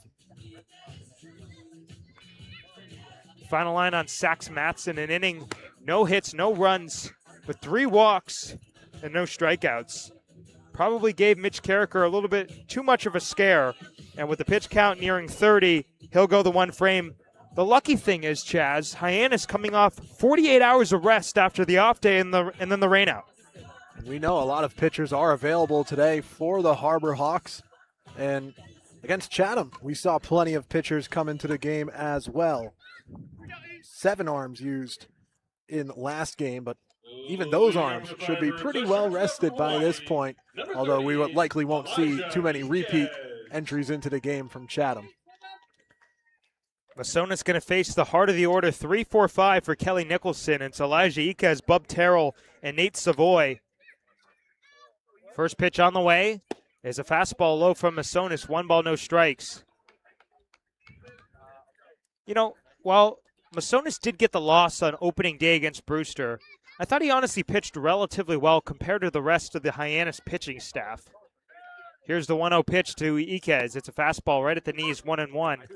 I mean, he inherited a tough situation. The bases loaded. He walked a guy with the bases loaded, and then gets back-to-back strikeouts swinging to strand all 3. The good old win-loss continues to lose strength in the minds of baseball watchers. Fires a 1-1 fastball upstairs, 2 balls and a strike. It's truly a stat that has pretty much lost all its credibility. Worked out for Rick Porcello. Good old 20-win season gets you a Cy Young over a Triple Crown. I mean, here's a good tidbit after this pitch. 2-1 coming up to Iquez. Pitch on the way, fouled back to the screen, 2-2. Cy Young, the actual pitcher, the all-time win leader and loss leader. Over 300 losses, but over 500 wins. That's when guys would pitch like 500 innings in a season. They're throwing underhand. 2-2 pitch on the way to Elijah Iquez. And it's chopped on the ground on a high hop at third base. Jordan Lodis slings across the infield in time. 5-3 gets us started here in the last of the 5th inning. Lodis is a smooth fielder. We've seen him work his way around the diamond and back at third today. And you're confident when the ball heads his way. Also got a generous hop from the Orleans infield.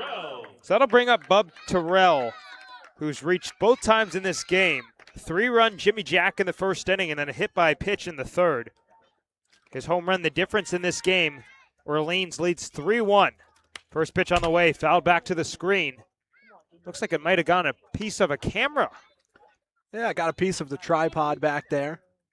Good scare. We've seen a few good scares, even in Brewster.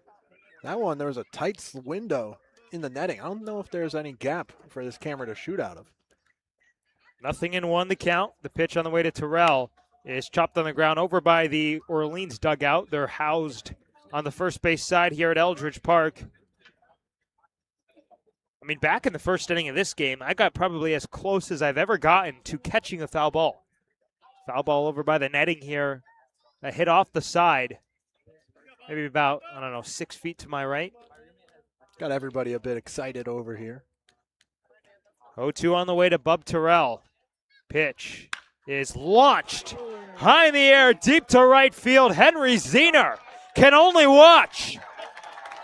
The second home run of the game for Bub Terrell is a moonshot, and Orleans grabs that run back.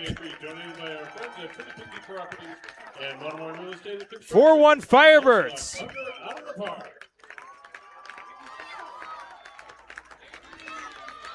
That's one of the most launched balls I think we've seen this season against the Harbor Hawks, or even for the Harbor Hawks. That ball was turned on. He went to left field, and here he goes to right field a long way.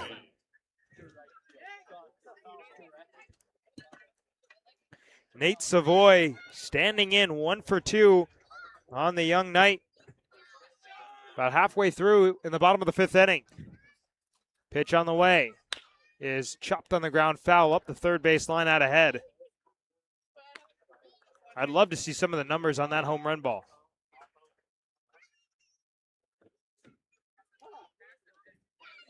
Center fielder Tanner Chun shaded towards left center, so lots of green grass in right center. Here's the 0-1 pitch coming up to Savoy. And it's a breaking ball swung through, 0-2. Dead center field here. You're not going to believe this. 434 feet. It's because home plate used to be where the right field foul pole is. I just learned that before the game, courtesy of Charlie Adams to my left. Here's the 0-2 pitch to Savoy, and it's punched on the ground through the right side. It was in a vacant right side on the shift. A 1-out single for the Firebirds. And when you're at Eldridge Park, it makes sense when you think about how the sun sets. We were dealing with it early in the game. You flip this field around, and it is a brutal time trying to hit here.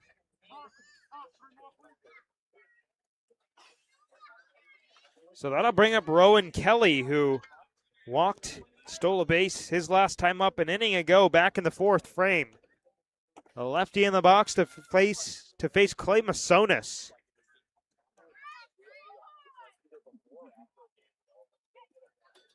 First pitch on the way.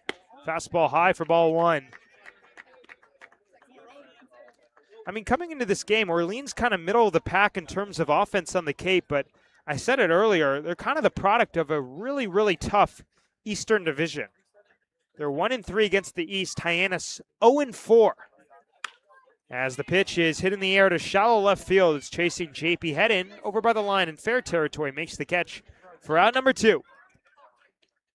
The Harbor Hawks have been catching some of these teams that started the season off on a rough patch. They're catching them right when they're getting hot. You saw it last game with Chatham on a win streak. And here, Orleans, 2 straight wins for the Firebirds. They're sitting at 1-6. I mean, Chatham started 0-4. They're now 4-4-1. Unfortunate to see a tie slip its way over to the East standings.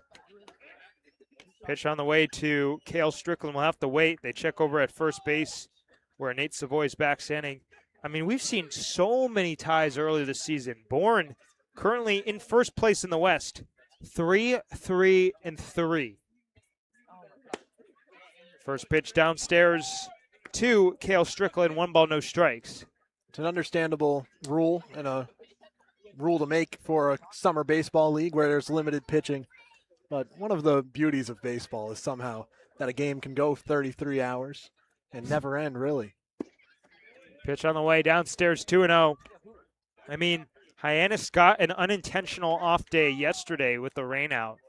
But I believe 3 of the games were called early due to light issues. The Brewster Katuitt game, for sure, as they check over at first base. As well. A lot of rain, yeah. of course, getting in the way. I mean, the Orleans got a 6-2 win in 7 innings Brewster and Katuitt 6-0 Whitecaps after 7. And then a 2-2 tie between Bourne and Chatham. As the pitch misses upstairs to Cale Strickland. Now 3 balls and no strikes from Clay Masonis. Chatham managed to pull a tie out in 8 innings with 1 hit. They were no hit through 7 and even had the game tied 1-1 in the bottom of the 7th and scratched across a run with their first hit in the 8th. Taken all the way on 3-0 is a strike on the knees. 3-1 from Masonis. I mean, yesterday's game did have a window in the sense that it didn't really rain from 6 o'clock to 9 o'clock, but the problem was the field at McKeon Park was just unplayable. Just way, way too wet, as there's another check over at first base. It's kind of funny. Some fields seem to drain better than others, and McKeon Park, not one of those on the great side. Here's the 3-1 offering. Runner is going, and it's fouled off to the right. Caden Miller in foul territory going as far as he can, but he's got no play. It's about 15 feet down on the other side of the fence. Thought we were nearly going to have our first play that we've seen with the little pens for the photographer and videographers down the baselines getting in the way there. It adds an element. That'll be a good picture if there was one. Savoy on first base, 2 outs in the inning, and a 4-1 Orleans lead in the bottom of the 5th. 3-2 pitch. We'll wait. The check over at first base. Hyannis scored a run in the top half of this frame, and then Orleans caught it right back on Terrell's second home run of the night. Runners going on 3-2. The pitch is lined into left field. JP Head coming over and under into the gap to make the catch for out number 3. 1 run on 2 hits and a man left on base. 4-1 Firebirds headed to the top of the 6th on the Harbor Hawks Baseball Network. When it comes to delicious food, the best place to start is with great appliances. And Cam Appliances is your one-stop shop for any budget with brands like Thermador, Viking, Bosch, GE, and so much more. Cam Appliances, sales, delivery, installation, and service in the heart of your home with locations in Hyannis, Nantucket, and Hanover. Here at the Mass State Lottery, we're known for our monster wins. But there's no bigger win than the $1 billion we provide each year to support all 351 cities and towns in Massachusetts. In our game, we know that supporting local businesses and helping communities is how we all win. Because at the lottery, we're all playing for the home team. The Mass State Lottery. Welcome to the state of winning. We welcome you back here to Eldridge Park, now in the top of the 6th inning where the Firebirds grabbed a run back. It's just the 1 inning for Jake Eccles. He gave up the solo shot to Kyle Olivo. They go back to another southpaw on the hill for Kelly Nicholson. Brady Fox, coming from UMBC, just recently committing to Georgia Tech. On the mound, last pitched on the 18th against Bourne, going an inning and 2/3 with 2 hits and no runs allowed. 5 strikeouts in his 5 outs recorded. Hello. In the inning before at Falmouth on June 13th, 2 strikeouts in the 1 inning of work, 2 hits and 2 runs. So he's got some strikeout stuff. It's kind of a theme of the Cape League. You got really strong swing and miss stuff on the hill, but sometimes a bit rough around the edges. And as mentioned, going to be committing to Georgia Tech, so him and Jordan Lodis going to be teammates this upcoming fall. He will face Jordan Lodis if anybody gets on. It's 3, 4, 5 scheduled. Caden Miller, JP Head, and Charlie Bates. Lodis waiting as a potential chance, but Hyannis did grab that run back, and then Orleans immediately draws even with a solo shot of its own. It's now 4-1 the score as Miller heads up for his 3rd plate appearance. He struck out looking back in the 3rd and then walked in the 1st, getting his first look at somebody not named Casey Uper. If we're going for longest home run between those two, I think Terrell might take it. I mean, Terrell's probably hit upwards of 850 feet of home run distance tonight on his 2 shots. Left on left, first pitch. Miller shows to bunt, pulls it back and takes a ball. 3rd baseman Jeremy Sheffield was charging on the square.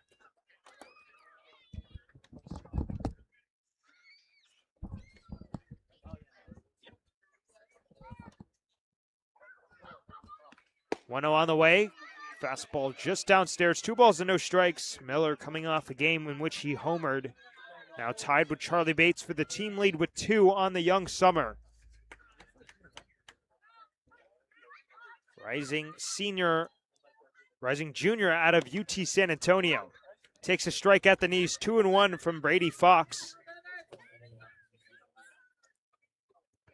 This past spring at UMBC, a 4.6 ERA in 43 innings, but an 11.1 strikeouts per 9. And Charlie already talked about the swing and miss stuff. 2-1 on the way. It's a breaking ball right over the outside corner, 2-2. Well, he's finding it early here. Still an at-bat for Caden Miller. 2-2, big pitch coming up. They shift him opposite field in the outfield as Miller punches it on the ground to second base. Adrian Beltre Jr. slings to first in time for the first out of the 6th. Some sharp contact, and Miller not a strikeout victim after going down looking in the 3rd. And I got to say, Kelly Nicholson, manager for Orleans, really loves that shift. I mean, on that last pitch for Caden Miller, the center fielder, Rowan Kelly, was literally in left center. There was probably a 180-foot gap between the center fielder, Kelly, and the right fielder, Bub Terrell, as JP Head takes a strike to open the at-bat, 0-1. 0-2 with a punch out of his own. Brady Fox pitching out of the windup. Here's the 0-1. And Head launches it deep to left field. He's watching. So is Myatt. Hyannis and Orleans trade solo shots. And it's a 4-2 game here in the top of the 6th.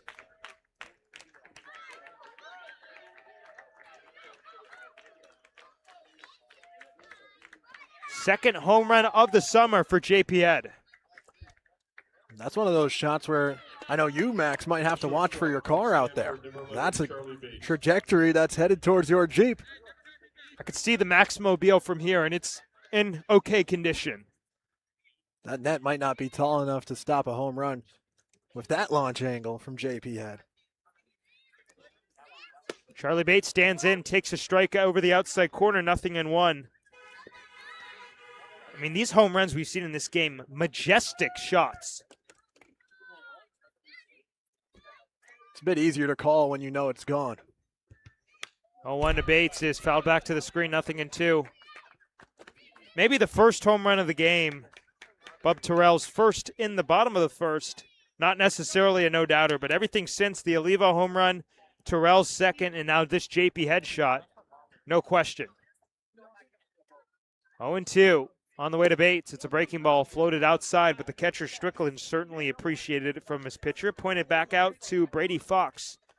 1-2.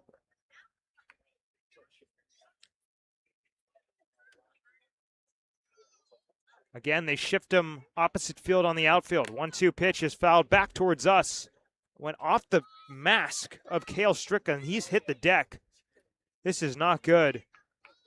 Home plate umpire Stephen Williams giving him some professional courtesy. I believe it was actually off the forearm. He's really holding that hand. Right where he holds the glove. Kelly Nicholson also comes out with the leading trainer.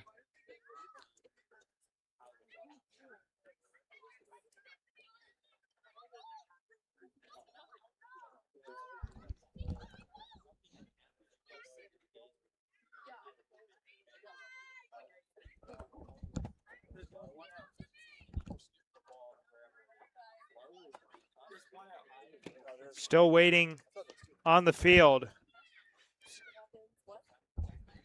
Cale Strickland just getting checked out by a trainer and Kelly Nicholson.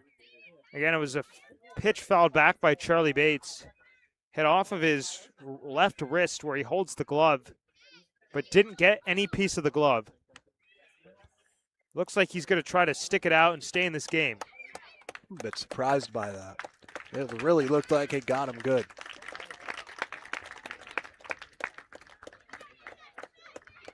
Still kind of shaken up about it. You might need to catch a few here. We'll see if they give him any, I guess, warm-up pitches, you could say.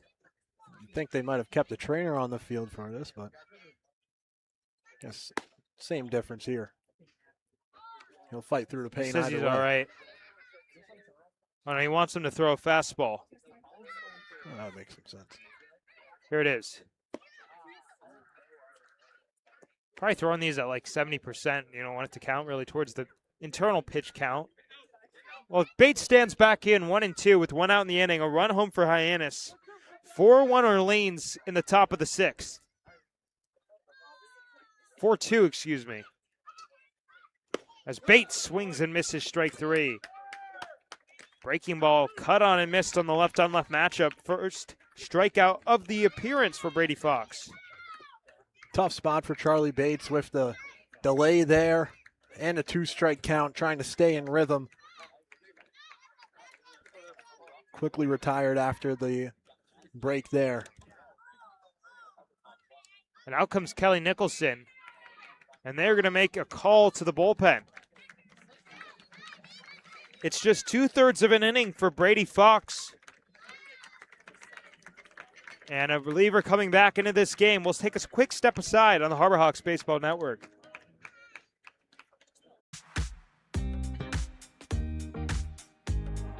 When it comes to delicious food, the best place to start is with great appliances. And Cam Appliances is your one-stop shop for any budget with brands like Thermador, Viking, Bosch, GE, and so much more. Cam Appliances, sales, delivery, installation, and service in the heart of your home with locations in Hyannis, Nantucket, and Hanover. Here at the Mass State Lottery, we're known for our monster wins.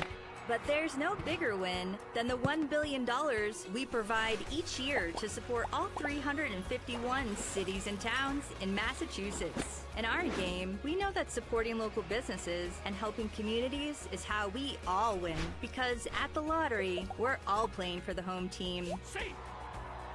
The Mass State Lottery. Welcome to the state of winning. You have that number, come on up to The new pitcher for the Firebirds is Eli Iwanaga, making his 4th appearance of the Cape League summer. Out of UCLA, he pitched 11 2/3 innings for the Bruins this past spring to a nice 2.31 ERA, strikeouts per 9, over 11. So far, he's really struggled on the Cape, and it's really just one tough outing against Bourne on June 18th. He went 1/3 of an inning, 3 hits, and 5 earned runs. So looking to turn around that. And he's in a position here with a 2-run cushion against the Harbor Hawks. Iwanaga coming from UCLA, and despite that Bourne appearance, he also worked just 1 out.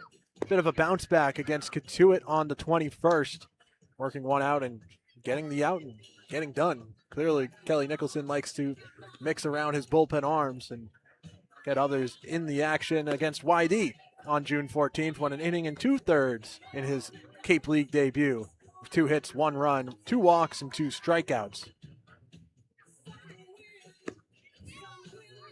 So the final line on Brady Fox, 2/3 of an inning, a hit, an earned run, no walks, and a punch out. I mean, you figure with tomorrow being an off day for the league, besides Hyannis and Harwich, Kelly Nicholson could kind of let it loose in terms of the bullpen here.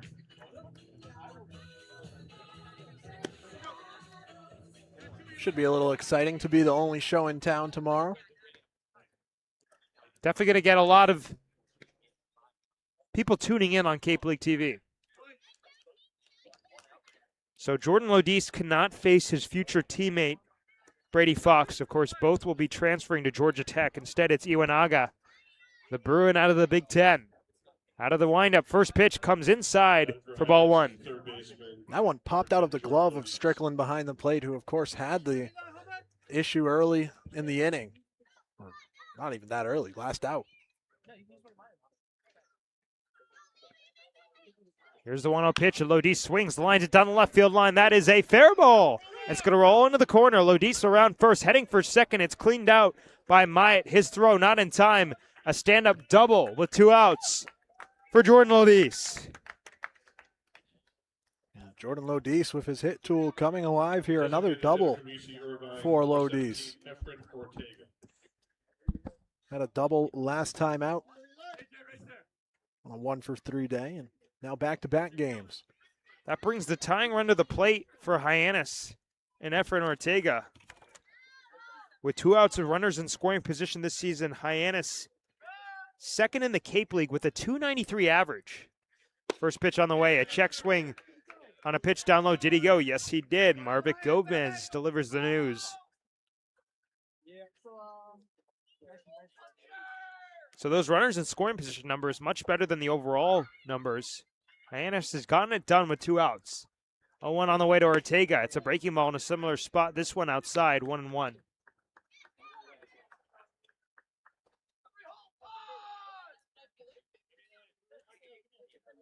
Ortega maybe with the start of the hit streak here.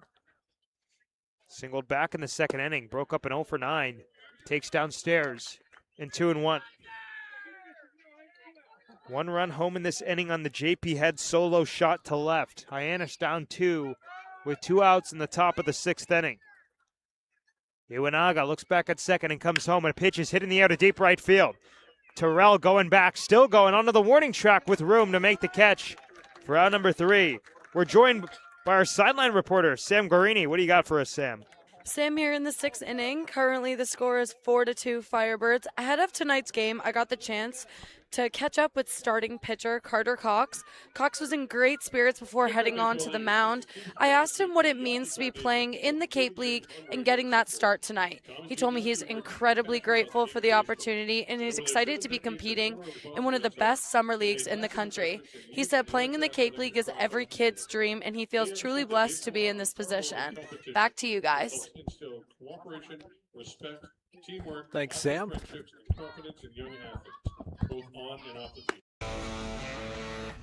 Get ready for big results with our small machines. With more power, performance, comfort, and savings. They're ready for every job. And we're ready with plenty of inventory, the best support in the business, same-day parts availability, and locations across the Northeast. So you can always be ready to work. Milton Cat, always ready.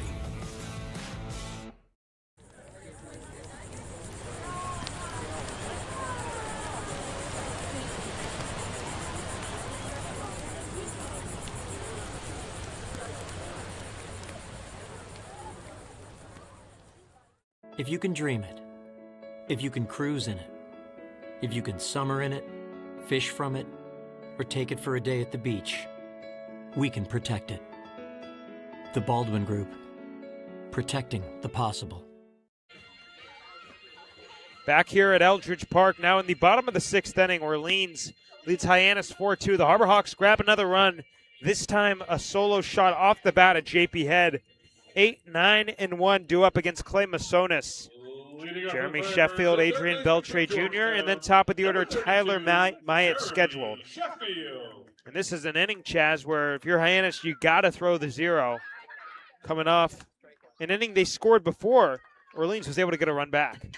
Yeah, we know how they responded. Luckily, Terrell not due up this inning. First pitch comes in there for a strike to Sheffield, 0-1.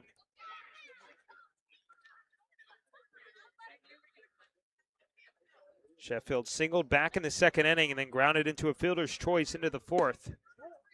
Takes outside, 1-1 the count.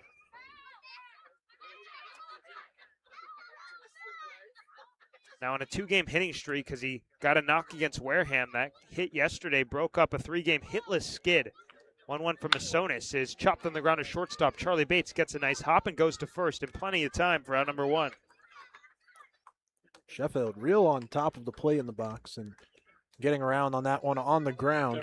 Easy put away for Bates. Second baseman from San Diego, number 29, AJ Beltre. So that'll bring up Adrian Beltre Jr. Strikeout and a pop out for the number 9 man. Hyannis looking to throw its first 1-2-3 inning of the game. Pitch misses outside, 1-0. Back in the 3rd inning, Carter Cox got the first 2 outs, but then he hit a guy before getting the final out, so 1 above the minimum.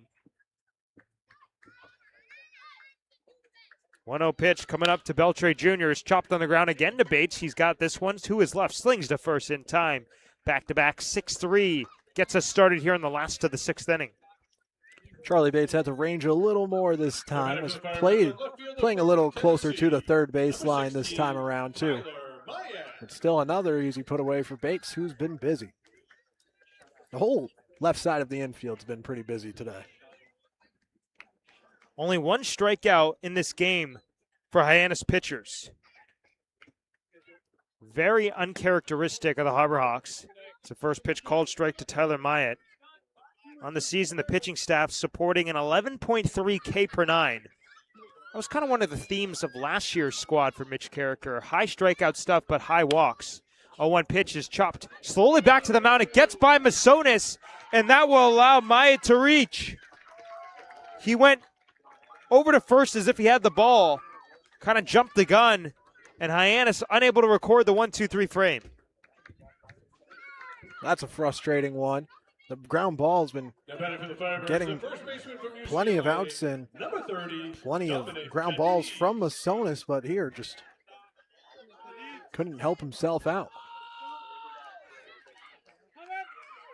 Dominic Cadiz, for the 4th time tonight, hit by pitch in the first and scored a run on Terrell's first home run of the game. Pitch on the way is a strike over the outside corner, 0-1. You think they're going to rule that one in air? I don't know how much. I don't know if it touched his glove, but yeah.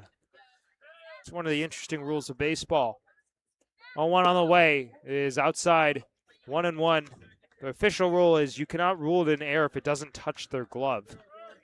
Now I'm paying a little more attention to Masonis' landing spot on the mound. Of course, trying to land in a somewhat fieldable position. Not much of that, even despite the misplay that still hasn't been officially scored. Checks over on Myatt at first. No stolen bases through the first 9 games for Myatt. Still waiting for that official score as mentioned. And it's officially an infield hit. So 2nd hit of the day for Myatt, who's now halfway to the cycle. Doubled back in the 1st inning. Harbor Hawks already hit double-digit errors on the season back in the 2nd inning with the Olivo error. 1-1 breaking ball downstairs, 2-1. That's after the first 3 games errorless. It's kind of one of those ascension to the means, I guess you could say. I mean, these players are talented, but as mentioned, a little bit rough around the edges. Runner starts and stops, and the pitch is flown foul behind the plate, 2-2 now.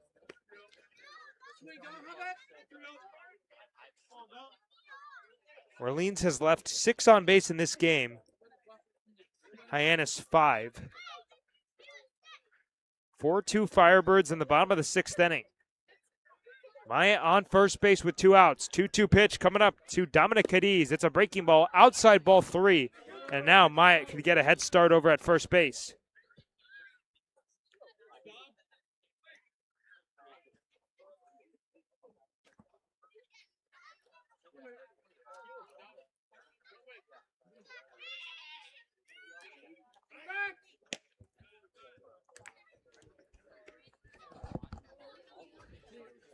Masonis is the 3rd pitcher of the day used by Mitch Carricker. Of course, the Harbor Hawks do not have an off day tomorrow. It was a scheduled league-wide off day.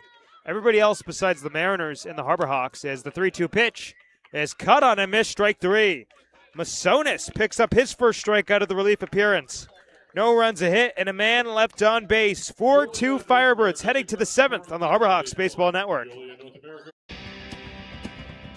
When you need to dig, lift, move, cut, or just about anything else, then dial up the Rental Source staffed with equipment and construction experts. They'll help you get the right machine for the job and make sure it's delivered when and where you need it.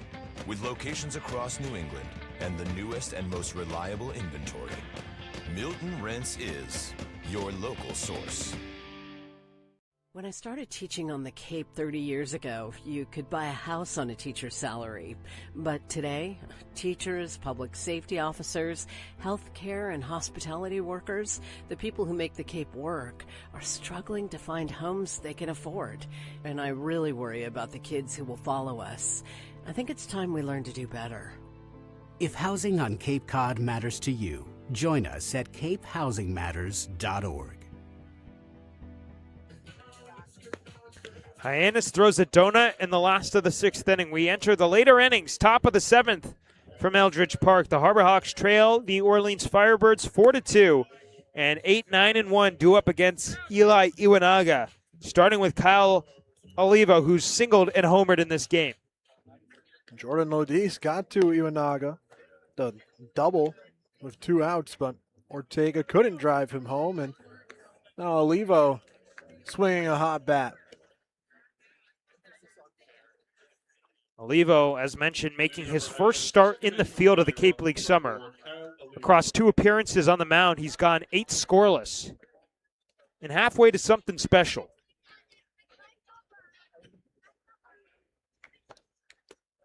First pitch on the way is a breaking ball outside for ball 1, 1-0.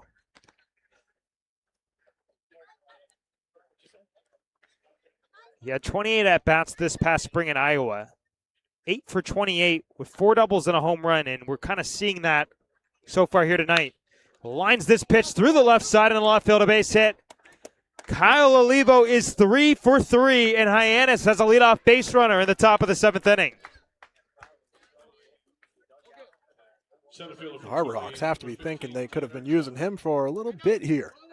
His bat, that's a pure swing. Iwanaga, a guy who gets a lot of swings and misses too. 15 strikeouts in 11 2/3 this past spring at UCLA, and he's going to face the number 9 man, Tanner Chun. First pitch on the way. It's a fastball running high, 1 ball, no strikes. I mean, because Orleans has been up all game, it feels like their lead is a lot bigger than it really is.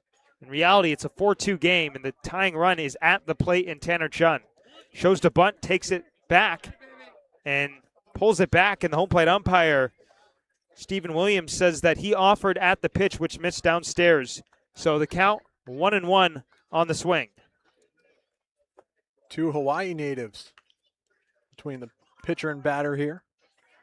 Iwanaga from Milani, Hawaii, on the island of Oahu.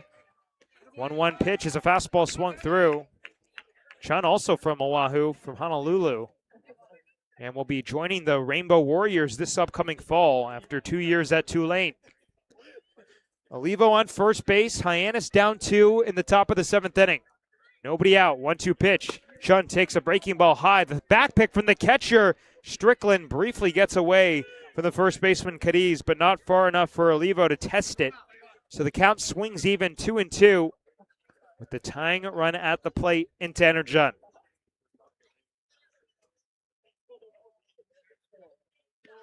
Pretty generous lead over there at first for Olivo. Iwanaga kicks and fires, and Chun swings and misses, strike 3. Out ahead of a breaking ball, and a big out number 1 for Iwanaga, who's now 1 pitch away. Some good sequencing, and Tanner Chun doesn't get what he's looking for as the lineup flips over. First strikeout of the relief appearance for Eli Iwanaga.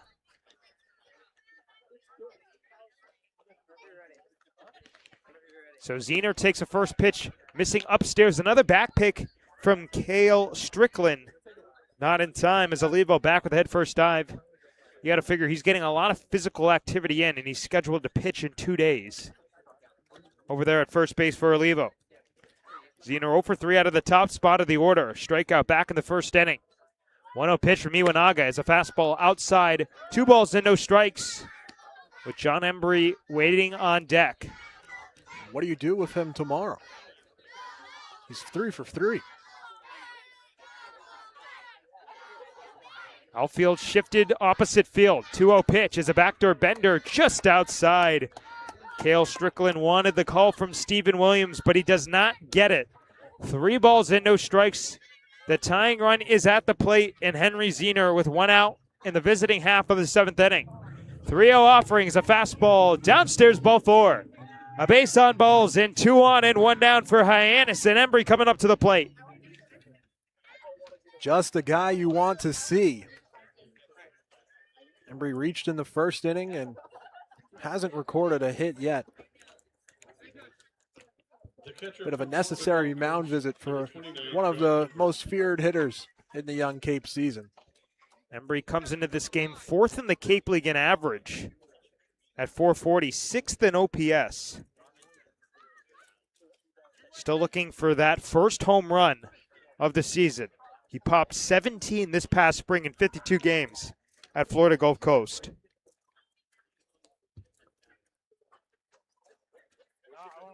First pitch on the way. He swings and misses, strike one. Had his idea, had his mind on that first home run on that swing. If he connected with that one, we might have had a new home run distance record for the day. Olivo on second, Zener on first. Here's the 0-1 offering, and he takes a fastball just outside 1-1. Embry was 0 for 4 on the 21st against Chatham. That broke up a 6-game hit streak to start the season. Iwanaga looks back at second and comes home, and as Embry swings, pops it up in the shallow foul territory. That one will curl onto the concourse and become a souvenir for a lucky fan.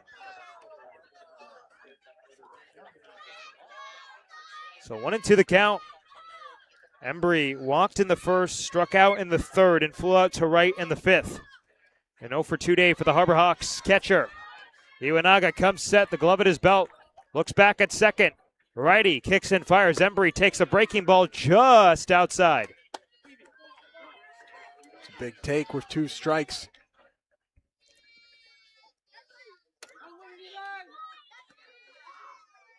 Tying run on first base in Henry Zener. On a 2-2. Iwanaga comes home. Embry swings, chops it on the ground into the Hyannis dugout. Luckily, everybody seems to be okay. We'll do it again at 2-2. Iwanaga is the 4th arm used by Kelly Nicholson. And so far, 21 pitches deep through 2/3 of an inning in relief. 2-2 once more. And the pitch is just inside for ball 3.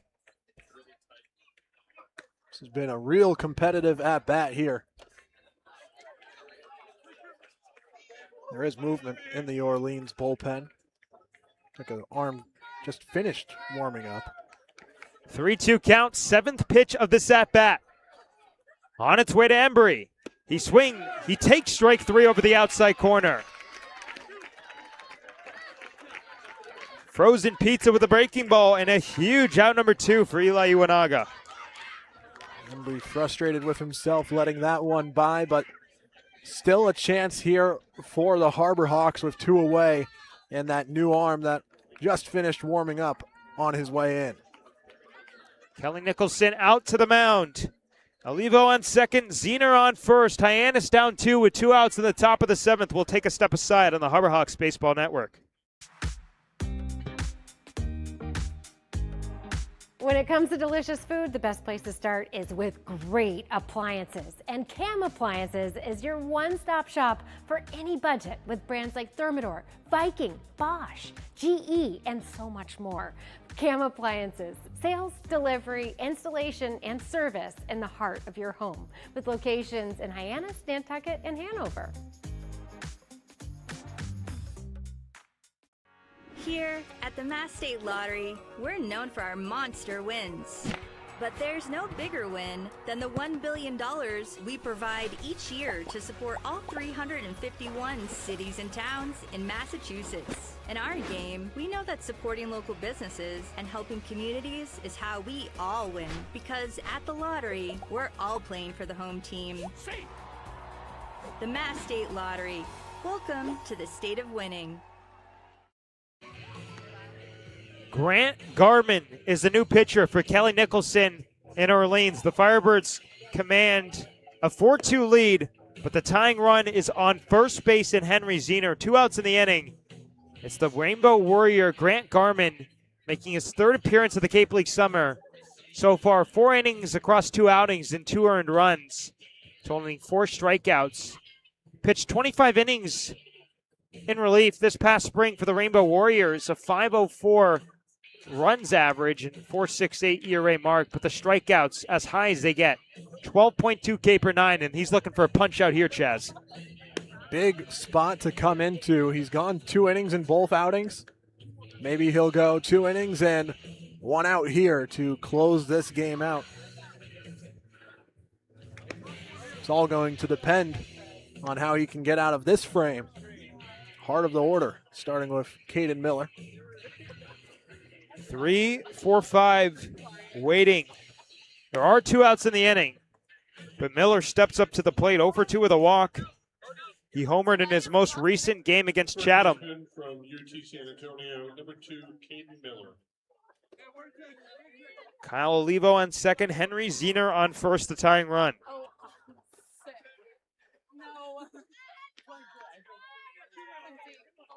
Orleans leads 4-2 in the top of the 7th. First pitch on the way. It's a fastball inside, ball 1.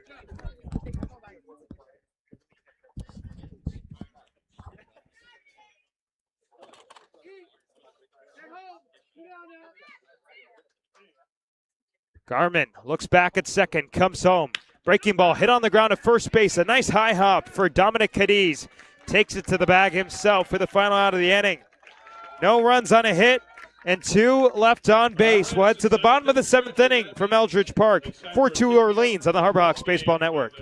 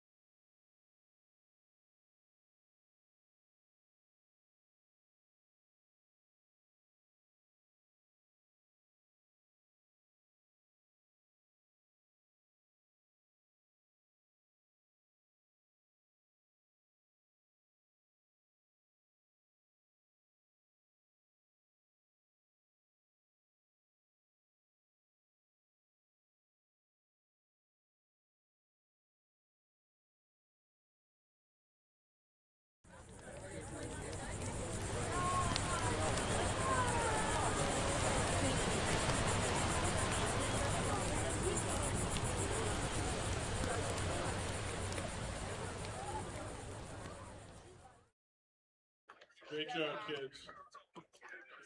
Welcome you back to Eldridge Park now in the bottom of the 7th inning.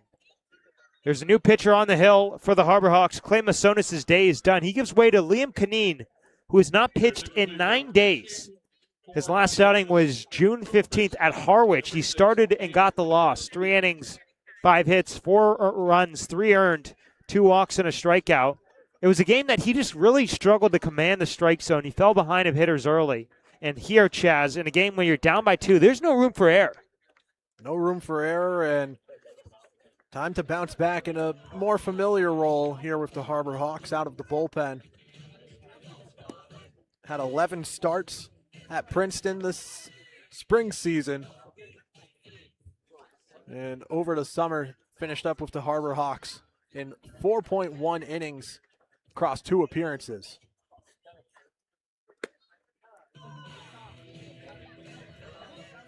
Coming back from the bullpen here. Chance maybe to work his way into the rotation shortly. Well, Hyannis only has 2 remaining arms listed on their bullpen chart. It's just Cohen Gomez and Truett Webb. And you got to figure, with there not being an off day tomorrow, Mitch Carricker might want to see Canine go more than 1 inning. He's a returning Harbor Hawk. He pitched a couple innings last summer for Hyannis, a late ad after the NECBL season came to an end. So one guy who's back on the Cape facing another guy back on the Cape. Elijah Iquez, the lone offensive returning piece to the Firebirds. 0 for 2 with a sac bunt. Starts here in the bottom of the 7th. Orleans up 4-2 over the Harbor Hawks. As Canine comes home, a first pitch fastball upstairs for ball 1.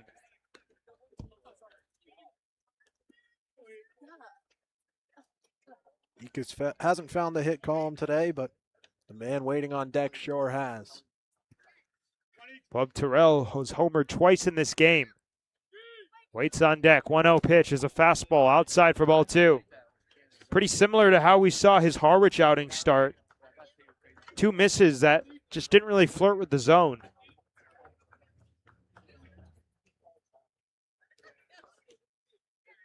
Hyannis desperately needs a donut and to get back in the dugout. They've left quite a few on base in this game.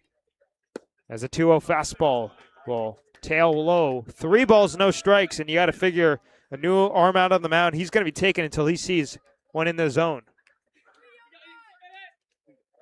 Harbor Hawks, outside of Sax Matson, who worked in and out of trouble, have done good to avoid the walks.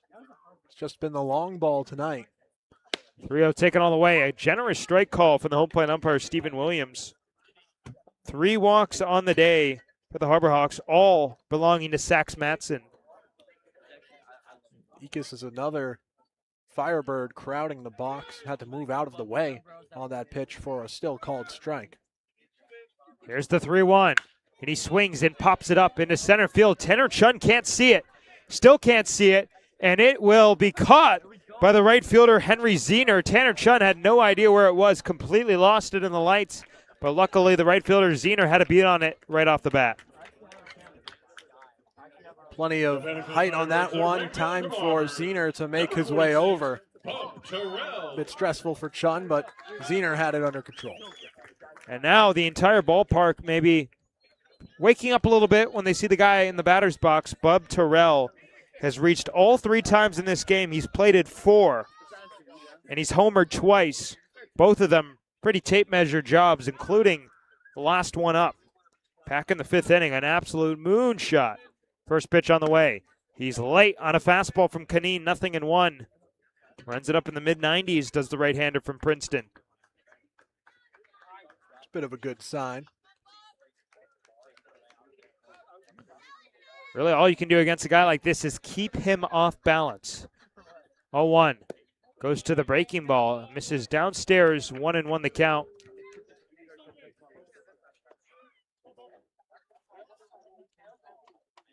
Terrell out of Auburn. Teammates with former Harbor Hawks Griffin Graves and Chris Rember. Here's the 1-1. Breaking ball, check swing down in the dirt. Did he go? Yes, he did. Kevin Saxton confirms the swing.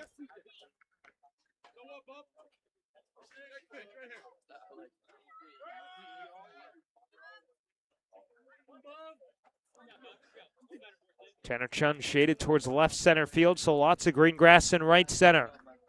4-2, Orleans leads with 1 out in the bottom of the 7th.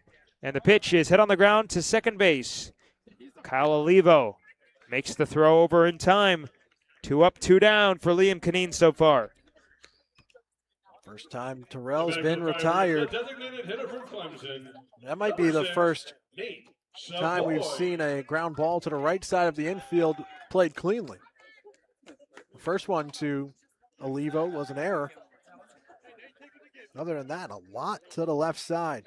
It's the first ground out to second base on the game. Nobody's grounded out to first for the Harbor Hawks on the mound.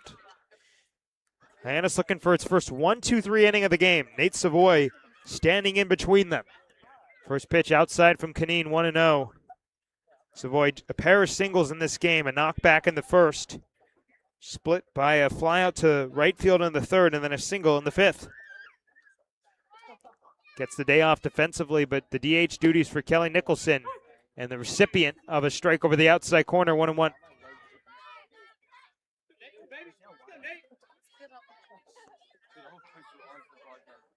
Nobody on, 2 outs in the last of the 7th inning. Canine pitching out of the stretch has his sign. Righty rocks, deals. A breaking ball chopped on the ground to shortstop Charlie Bates to his right from the deep hole. Throws to first, it's low. Dug out on the back end by Caden Miller. How about Liam Canine tossing the first 1-2-3 frame for Hyannis? Here in the bottom of the 7th inning, we head to the 8th. 4-2 Firebirds on the Harbor Hawks Baseball Network. You can make any bat feel lighter by adding a velo puck knob. Instead of having to go get a whole entirely new bat, you can simply add the puck to it. Players can use this with any bat. It's basically going to shift the weight of the bat a little bit more towards the hands. Players are able to hit the ball a lot harder just by simply adding the puck on.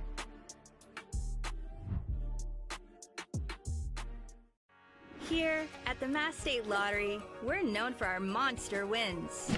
But there's no bigger win than the $1 billion we provide each year to support all 351 cities and towns in Massachusetts. In our game, we know that supporting local businesses and helping communities is how we all win. Because at the lottery, we're all playing for the home team. The Mass State Lottery. Welcome to the state of winning.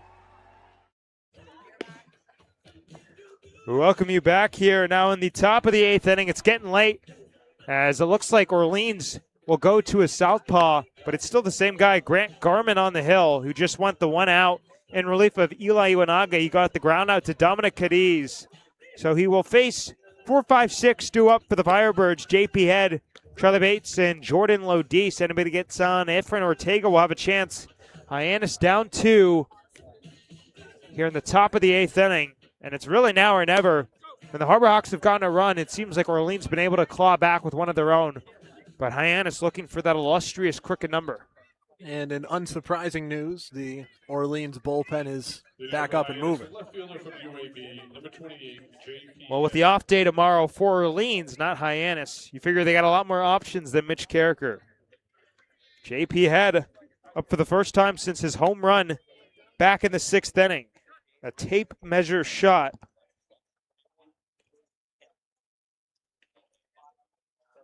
Off of Brady Fox.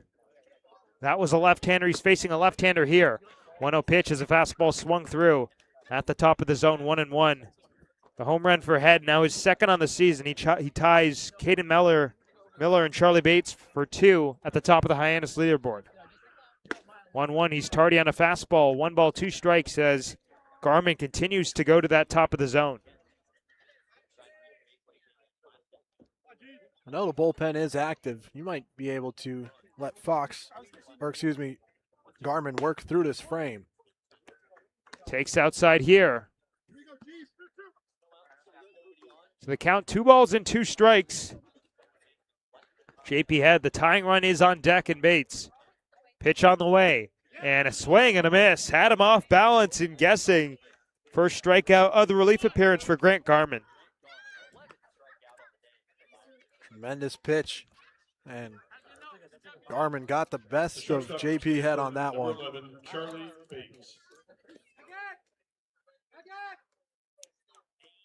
So that'll bring up Charlie Bates. 0 for 2 with a punch out himself. He did walk back in the 4th inning. And a tough left-on-left matchup. Takes a first pitch here over the outside corner, 0-1.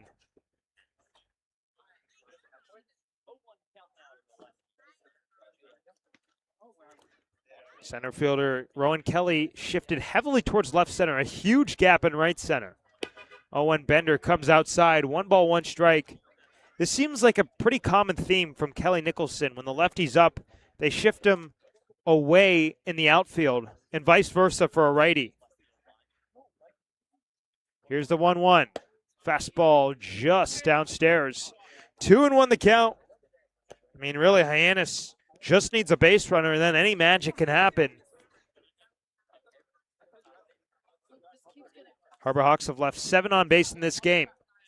Lefty comes set on the hill. Garman comes home, and Bates, a tomahawk swing at a pitch at the top of the zone, fouled back to the screen. 2-2.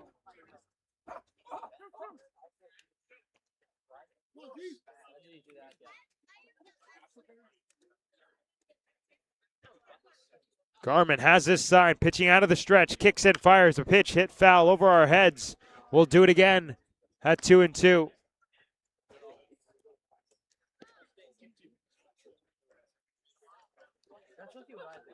This is Bates' first game in quite some time. His last game was June 19th against Wareham 5 days ago, 2-2. Again, fouled back. He was 2 for 2 halfway to the cycle in the 4th inning with a home run and a triple. But then late in that game, in the 8th inning, was hit on the toe with a pitch, missed the next 2 games. They had the off day on Monday. We were supposed to play yesterday. And then the rain out as he gets a piece, fouls it right back to the screen. I mean, the other day he told me he's super excited to be back on the Cape, and he's feeling, quote, way more comfortable in his shoes this summer. He's looked it at the plate. Yeah. You said last summer was kind of difficult to gel with the roster changes, and that this year's group already feels a lot closer. It seems like part of the goal with the roster construction. Our own Ethan Wax talked to Nick Johnson early in the season, and Nick talked about the roster turnover from year to year.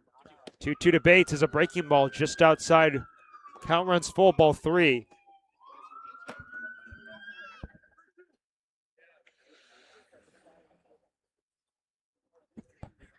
Nobody on, 1 out. Top of the 8th, 4-2 Firebirds. The payoff pitch to Bates is a fastball outside for ball 4. Charlie Bates draws his second walk of the game, and Hyannis has the tying run coming up to the plate in Jordan Lodis. Strong at bat and ends up on first base. The Harbor Hawks have to cash in at some point. They've been on the tying run at the plate as another trip to the mound for Kelly Nicholson. Kelly Nicholson takes the walk out to the hill, and it looks like he's going to relieve Grant Garman of his duties. The 6th pitcher of this game coming in for the Firebirds with 1 out in the top of the 8th inning. Orleans leads Hyannis 4-2. We'll take a quick step aside on the Harbor Hawks Baseball Network. When you need to dig, lift, move, cut, or just about anything else, then dial up the Rental Source staffed with equipment and construction experts. They'll help you get the right machine for the job and make sure it's delivered when and where you need it. With locations across New England and the newest and most reliable inventory, Milton Rents is your local source. When I started teaching on the Cape 30 years ago, you could buy a house on a teacher's salary. But today, teachers, public safety officers, healthcare and hospitality workers, the people who make the Cape work, are struggling to find homes they can afford. And I really worry about the kids who will follow us. I think it's time we learn to do better. If housing on Cape Cod matters to you, join us at capehousingmatters.org. The new pitcher on the hill for Kelly Nicholson is Andrew Cutler out of George Washington, making his second appearance of the Cape League summer. So far, he's allowed an earned run in each of his first 2 outings. He went 3+ most recently on June 21st against Katuitt. 3 hits, an earned run, no walks, and 6 strikeouts. This is a guy who's got a really good feel for the strike zone. And Chaz, that's exactly what Kelly Nicholson needs from his pitching staff right now, especially after the walk to Bates. Another pitcher coming in. And we talked about during the Chatham game, a lot of the Hyannis arms got some low leverage innings. Not quite the same for these Orleans pitchers. They're coming in a spot where the Harbor Hawks are 1 swing away from tying the game. And for Cutler, in 2025, as a sophomore with GW, was an A-10 All-Conference second-team player, and in 2026 made 11 starts as the Revolutionaries Saturday guy. He's had experience in the summer previously, both in the Futures Collegiate League and in the NECBL last summer with the Mystic Schooners. 3rd appearance on the Cape this year after going 3+ his last time out versus Katuitt. He had 5 or more strikeouts in 7 of his starts. So, I mean, Kelly Nicholson's got a lot of swing and miss stuff on this pitching staff, and we've seen it all today against the Harbor Hawks. The Firebirds have picked up 10 strikeouts, Hyannis just 2 on the mound. But they've got bigger fish to fry. Down 4-2 in the top of the 8th inning. The tying run at the plate in Lodis. First pitch on the way is fouled back to the screen. There's a pinch hitter who's come on deck. Trey Haase, presuming to hit for Efren Ortega should it get that far. Still, Orleans 1 pitch away with the potential ground ball double play.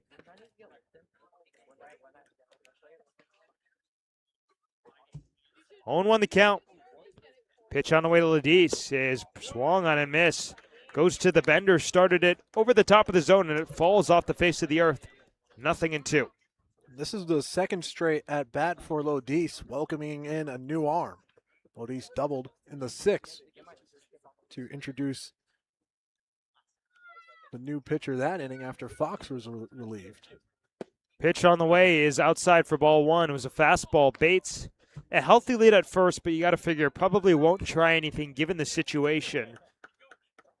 The tying run is at the plate. There's one out in the inning here in the top of the eighth. Orleans on top of Hyannis. 4-2. Pitch on the way is swung and a miss, strike three. Had him well out in front on the breaking ball, and a huge out number two and strikeout number one for Andrew Cutler. Jordan Lodis has looked comfortable, especially his last at-bat was not comfortable there on that swinging strikeout. And now Trey Hawsey coming off the bench, regaining his DH spot where he's been familiar this season. Runner goes on the first pitch. It's downstairs for ball one as Charlie Bates swipes second. It's the second stolen base of the season for Bates, and now it's a guy in scoring position with two outs. Hyannis came into this game .293 with two outs and runners in scoring position. That's second on the Cape. And Hawsey, the pinch hitter, in a 1-0 count. Pitch on the way. Checked his swing on a pitch that clips the corner, 1-1.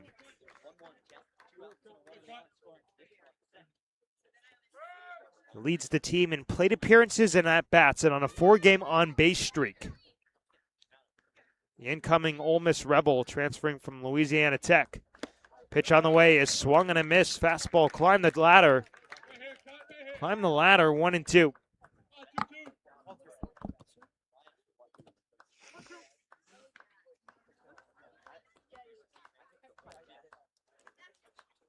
Cutler looks back at Bates. Bates takes off for third. The pitch is swung and a miss, strike three. Andrew Cutler gets back-to-back strikeouts in relief. Orleans looking for insurance on top, 4-2, headed to the bottom of the eighth on the Harbor Hawks Baseball Network.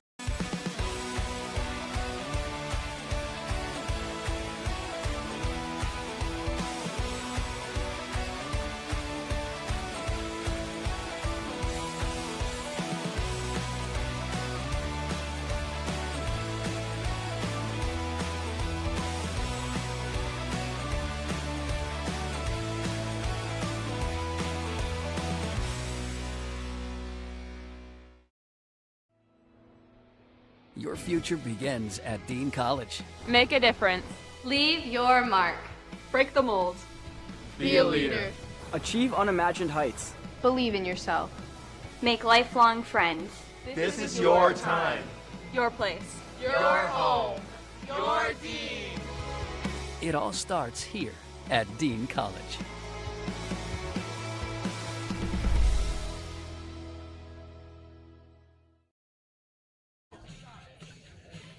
Bottom of the eighth inning, Orleans looks for insurance against Liam Caneen. Pitched the first to 1-2-3 inning for Hyannis in the seventh, and the Firebirds on top of the Harbor Hawks, 4-2. And it'll be 6, 7, and 8 due up against Liam Caneen. Rowan Kelly, Cale Strickland, and Jeremy Sheffield. If anybody gets on, AJ Beltre will have a chance. The Harbor Hawks continue to get runners on base when they're on offense, but still lacking that big hit. That's what it is. Big hit missing. Some extra base hits have sprouted up for the Harbor Hawks, which is a bit of a difficulty. Center fielder from UC Santa Barbara, number 5, Rowan Kelly. Rowan Kelly 0 for 2 with a walk. Liam Caneen 3 up, 3 down, and now the Harbor Hawks pitching staff has retired the last 4. Hyannis has only struck out 2 in this game. And 3 of the Firebirds' runs came in the first inning on Bub Terrell's 3-run shot. First pitch up and away from Caneen, 1-0. While he did get the 1-2-3 inning, he did fall behind of a fair share of hitters early. Putting balls in play, letting the defense do the work. 1-0 pitch. Fastball blows it by him. Count level, a ball and a strike apiece. Nobody on, nobody out. Last of the eighth. 4-2 Firebirds, the lead over the Harbor Hawks. Caneen might be rearing back a bit more coming out of the bullpen. Here's the 1-1. Breaking ball just downstairs, 2-1.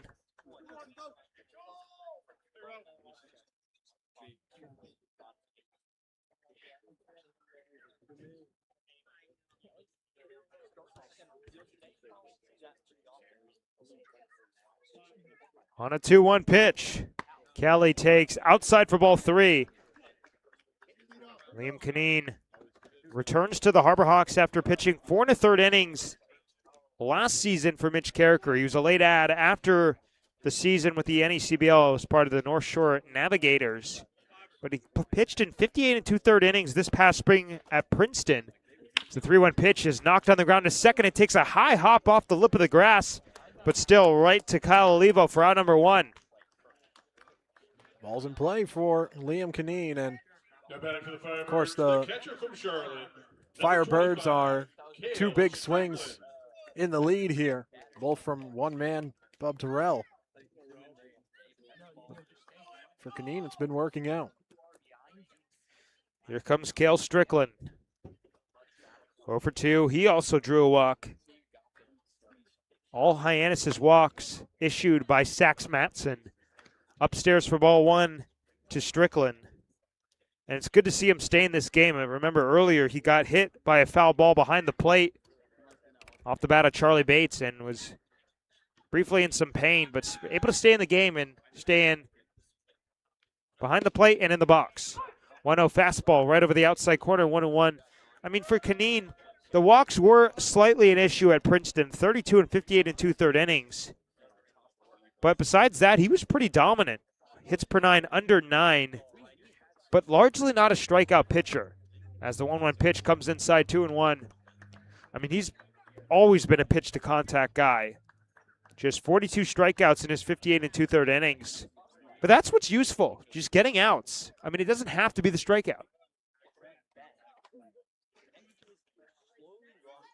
Here's the 2-1 pitch. Strickland spits on a breaking ball outside ball 3. Strickland's going to be ready to hit here. Perfect count to take a swing and look for an insurance run quickly.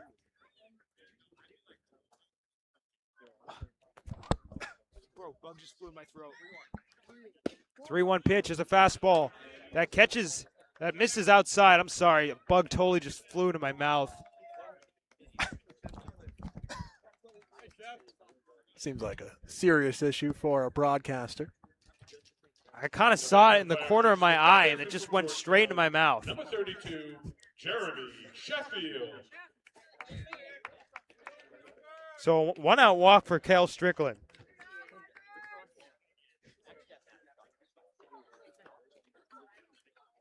First walk issued in a long time here for the Harbor Hawks. Pitch is hit on the ground, up the middle into center field. That's a base hit. Strickland stops at second base. They play station to station in Orleans, bidding for some insurance here in the last of the 8th inning. Back to the Firebirds, the second baseman from San Diego. It breaks up a string of 5 in a row retired after the walk and then the hit right there. So Strickland on second, Sheffield on first, and Adrian Beltre Jr. at the plate. 0 for 3 with a punch out of the number 9 spot for Kelly Nicholson. Orleans on top, 4-2 in the bottom of the 9th. Bottom of the 8th. Pitch on the way is slowly rolled up the middle to second base. Olivo on the back to second for 1, on to first for 2. 4-3 unassisted on the twin killing, and Hyannis is out of the jam here in the 8th inning. No runs, a hit, and a man left. We'll head to the top of the 9th inning. Hyannis down 4-2 on the Harbor Hawks Baseball Network. When it comes to delicious food, the best place to start is with great appliances. And Cam Appliances is your one-stop shop for any budget with brands like Thermador, Viking, Bosch, GE, and so much more. Cam Appliances, sales, delivery, installation, and service in the heart of your home with locations in Hyannis, Nantucket, and Hanover. Here at the Mass State Lottery, we're known for our monster wins. But there's no bigger win than the $1 billion we provide each year to support all 351 cities and towns in Massachusetts. In our game, we know that supporting local businesses and helping communities is how we all win. Because at the lottery, we're all playing for the home team. The Mass State Lottery. Welcome to the state of winning. Now or never for Hyannis. We've reached the top of the 9th inning from Eldridge Park. The Orleans Firebirds lead the Harbor Hawks 4-2 here on the Harbor Hawks Baseball Network. 8-9-1 due up against Andrew Cutler, who struck out both hitters he faced in relief in the 8th inning. But you got the guy you want coming up, Jazz. Kyle Olivo, the two-way player, 3 for 3 with a home run and a pair of singles. Hyannis just needs a base runner to get the tying run to the plate. They've gotten the tying run to the plate throughout the game, but here it's make or break. And what a sentence a few days ago, saying Kyle Olivo is the man that you want to see. Well, Fosberg has come on deck for Tanner Chun. It would be a favorable right-on-left matchup. But Hyannis is focused with Olivo in the box. 3 for 3. First pitch right on right is a fastball high for ball 1.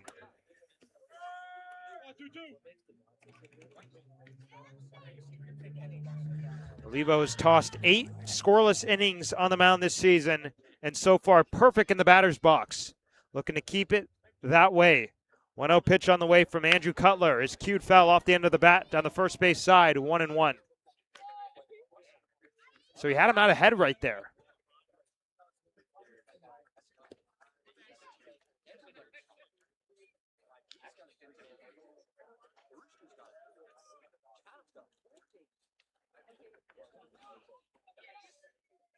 Outfield shifted to the opposite field as Olivo swings, lines it towards left center field. Rowan Kelly was played the other way, and it's off to the races. Olivo motoring for second, and he is in with a leadoff double here in the 9th inning.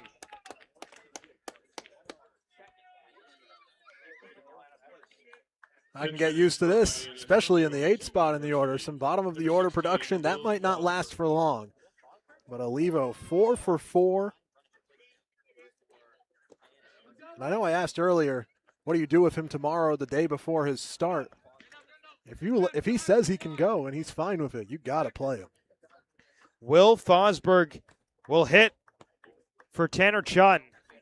Hyannis gets the favorable right-on-left matchup. Fosberg has not played since Saturday against Catuit. He was 0 for 2, did draw 2 walks and scored a run.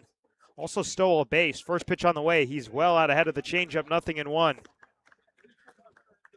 Northeastern Husky, a local guy out of Natick, Massachusetts, looking for his big moment on the Cape.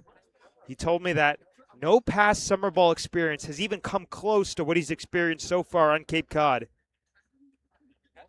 Olivo on second base. Pitch on the way is a breaking ball downstairs, 1-1.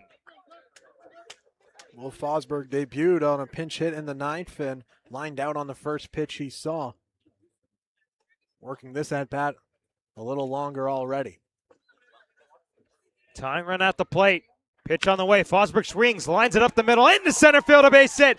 Olivo being waved around. He'll score, and it's a 1-run game here in the top of the 9th. Will Fosberg comes through.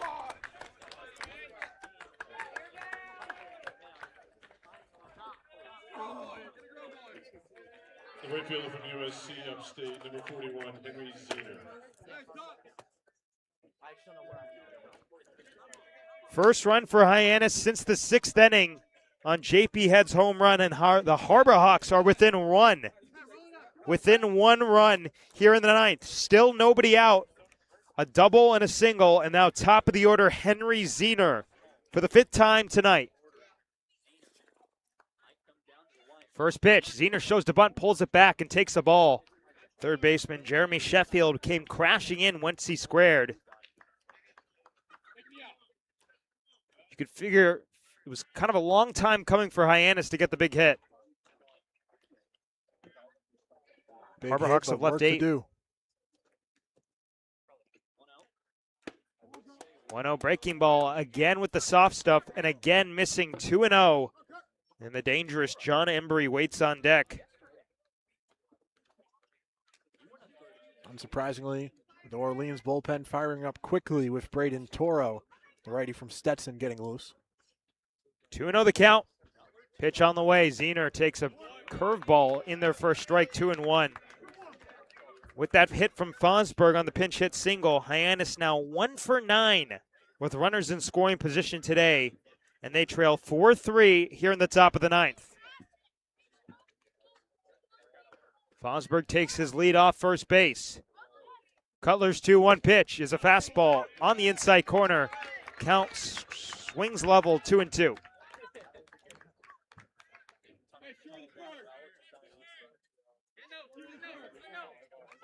We haven't heard from the comeback Hawks this season. When opponents have scored first, Hyannis winless in the 2026 campaign. As Zener fouls it straight back to the screen on 2-2, we'll do it again. Orleans made a big splash in the last of the first inning with a 3-run shot off the bat of Bub Terrell. Zener looking to pick up his first hit of the Cape League day.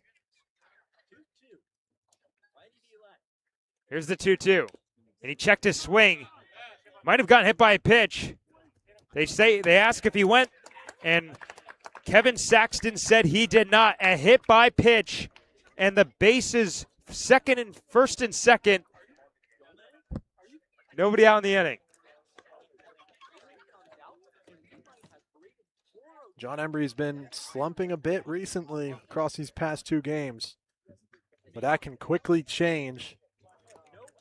Looks like the pitching will also change. As another trip to the mound for Kelly Nicholson. Will Fosberg on second base and Henry Zener on first base. Hyannis has the tying run, 1 left turn away on second. New pitcher coming in for Kelly Nicholson. We'll take a quick step aside on the Harbor Hawks Baseball Network. When it comes to delicious food, the best place to start is with great appliances. And Cam Appliances is your one-stop shop for any budget with brands like Thermador, Viking, Bosch, GE, and so much more.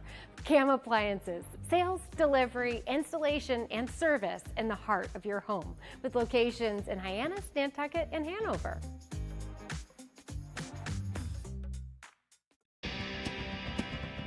If you need to dig, lift, move, grade, clear, or cut, pump, weld, clean, light, and just about anything else, dial up the rental source for the newest and the most reliable equipment in New England. Staffed with equipment and construction experts, Milton Rents, your local source. The new pitcher for the Orleans Firebirds, it's Braden Toro, and Hyannis has the tying run on second base in Will Fosberg. This inning started with a Kyle Olivo double. Then Will Fosberg pinch hit for Tanner Chun, ended up singling to score Olivo. Henry Zener gets hit by a pitch. Nicholson goes to Braden Toro, and here we are in a huge implication situation. Nicholson goes to Braden Toro again. Went to him yesterday, and the rain got to the game after he recorded the first out of the bottom of the 7th against Wareham. Ends up taking over here in a bigger spot tonight. So he had his outing cut short yesterday. Gets a chance in today's action to close things out with nobody away, and the tying run on second, go ahead on first.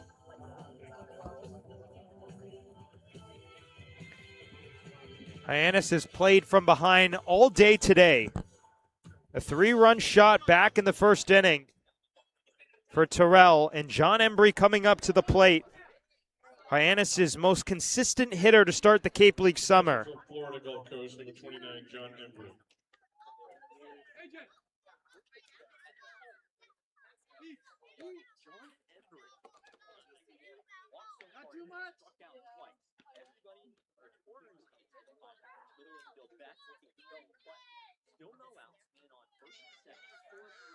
First pitch on the way. Embry swings and fouls it back off the mitt of Cale Strickland, 0-1. Feels like these first pitches of the past at-bats for Embry in big spots. Been a green light to take a solid hack at it. Couldn't connect. Toro looks back at second and comes home. The pitch is chop foul slowly up the third base line. Out ahead, 0-2. Still nobody out in the inning, and Toro out of Stetson, previously at UCF. He did pitch yesterday as mentioned, but he only went a third of an inning, did walk a guy.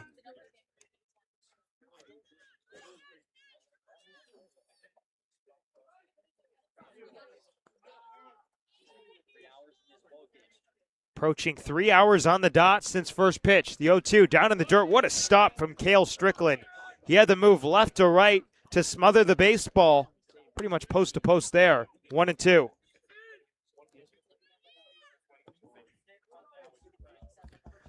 Hyannis has looked for the big hit all day today. They got the first one of the night from Fosberg, but 1 for 9 with runners in scoring position today. They came in 5 for 30 with RISP on the road.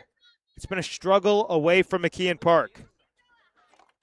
Toro looks back at second, comes home, and Embry swings, swats it foul back behind the plate.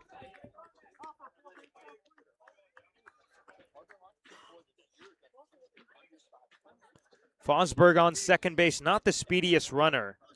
He did pick up a stolen base against Katuitt on Saturday.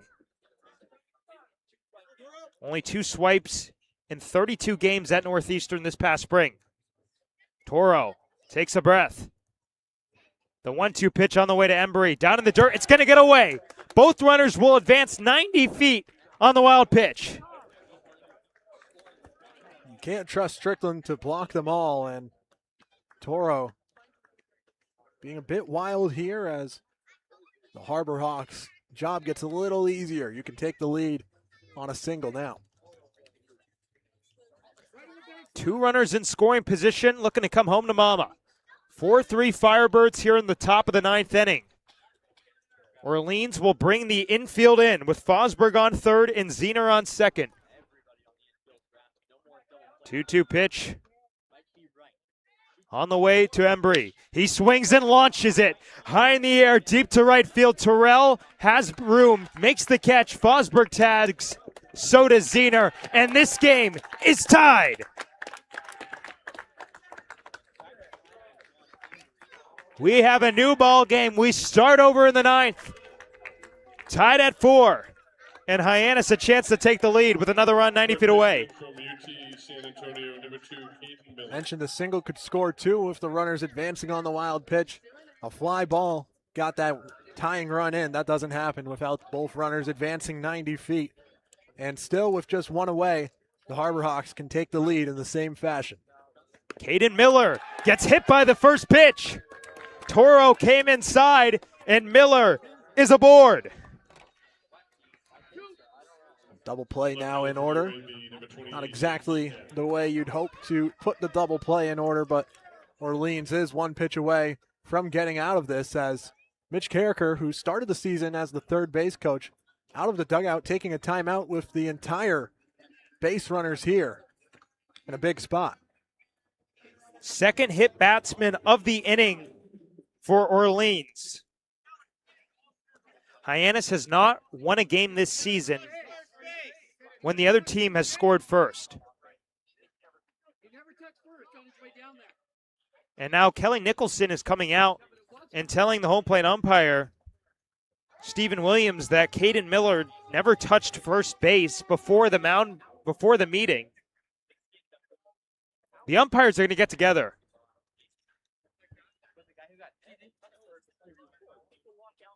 What can they call here?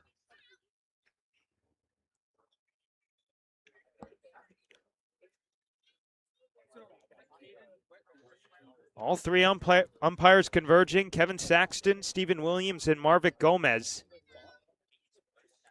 I mean, if they call him out, how do you even score that? It looks like it'll probably go Hyannis' way, the way that Stephen Williams is approaching Kelly Nicholson. Probably. Not sure what the ruling could be there for a player not touching the bag.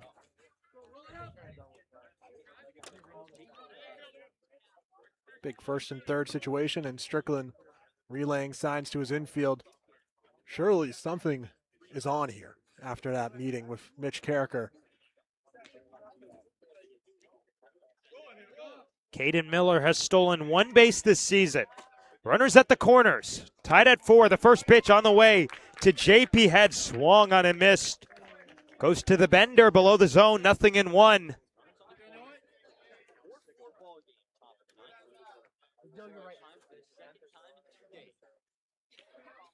Go ahead run 90 feet away in Zener. The pitch is looped in the air to right field. Terrell going over, slides and makes the catch. Zener's coming home, and Hyannis has the lead.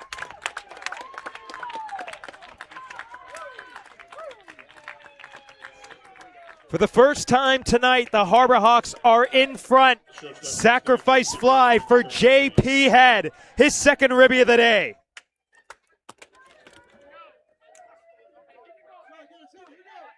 While the offense has struggled at times, balls in play has been a bit of a bright spot.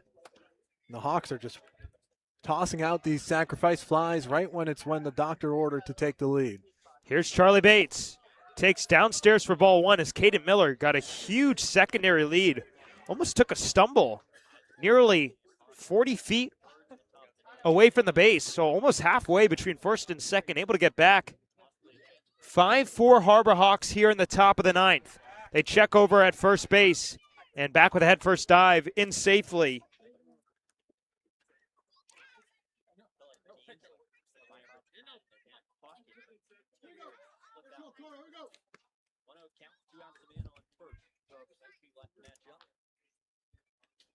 Miller, huge lead over at first, and he's going to get picked off. No! They call him safe. Marvick Gomez says he got in safely. But Caden Miller, again, almost halfway between first and second, just jumping around there. It's a dangerous game. 2 outs. Don't want to take the bat out of Charlie Bates' hands.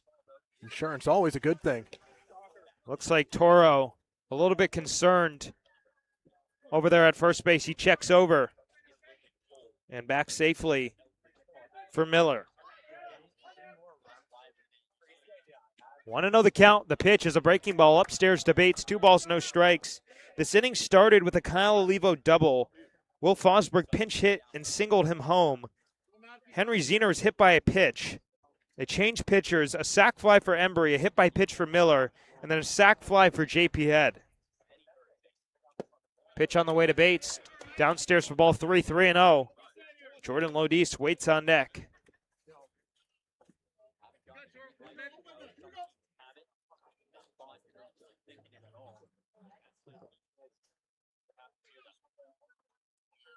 On a 3-0. Bates takes all the way. He gets a fastball strike over the outside corner, 3-1. Charlie looking for his first hit today. He's 0 for 2, but he did walk twice in this game. He also stole a base.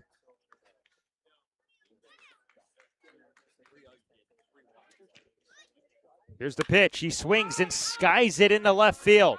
Out goes the shortstop, Iquez. In comes the left fielder, Maya. And it's the left fielder who misses it. And Miller's coming around. The throw is wild, and Hyannis adds another.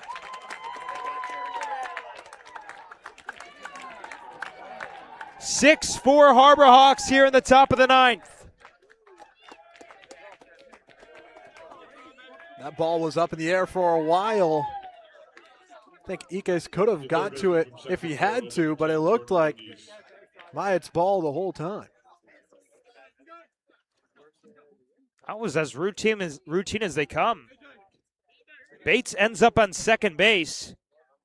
I mean, I'm not sure if he got a glove on that at all. Here's Jordan Lodis. Bates on second base. 3 runs home for the Harbor Hawks. Pitch on the way. Swing and a miss. Nothing in one on a bender. Is ruled a fielding error on Myatt. Got a glove on it. E7 on Myatt. Pitch on the way. Down in the dirt. Nice stop from Strickland. Of course, it's the base runner's job, but credit to Caden Miller. Foley running that out in the case of an error, because it did look very routine. He was hammering around from first to score there.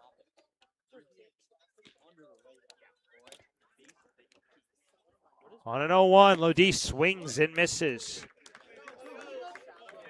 I mean, Lodis doubled back in the 6th inning, but his last at-bat, very off balance, and this time seeming to have trouble to get his timing down. 1-2 count, 2 outs in the inning with Bates on second base. Hyannis a 6-4 lead in the top of the 9th. Pitch on the way is a breaking ball away, and the count swings even 2-2 with 2 outs in the inning and a 2-run game.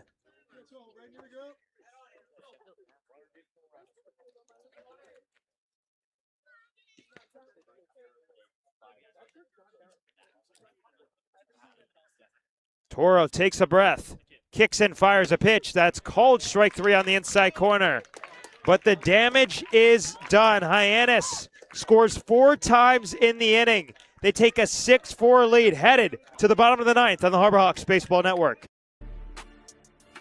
You can make any bat feel lighter by adding a velo puck knob. Instead of having to go get a whole entirely new bat, you can simply add the puck to it. Players can use this with any bat. It's basically going to shift the weight of the bat a little bit more towards the hands. Players are able to hit the ball a lot harder just by simply adding the puck on.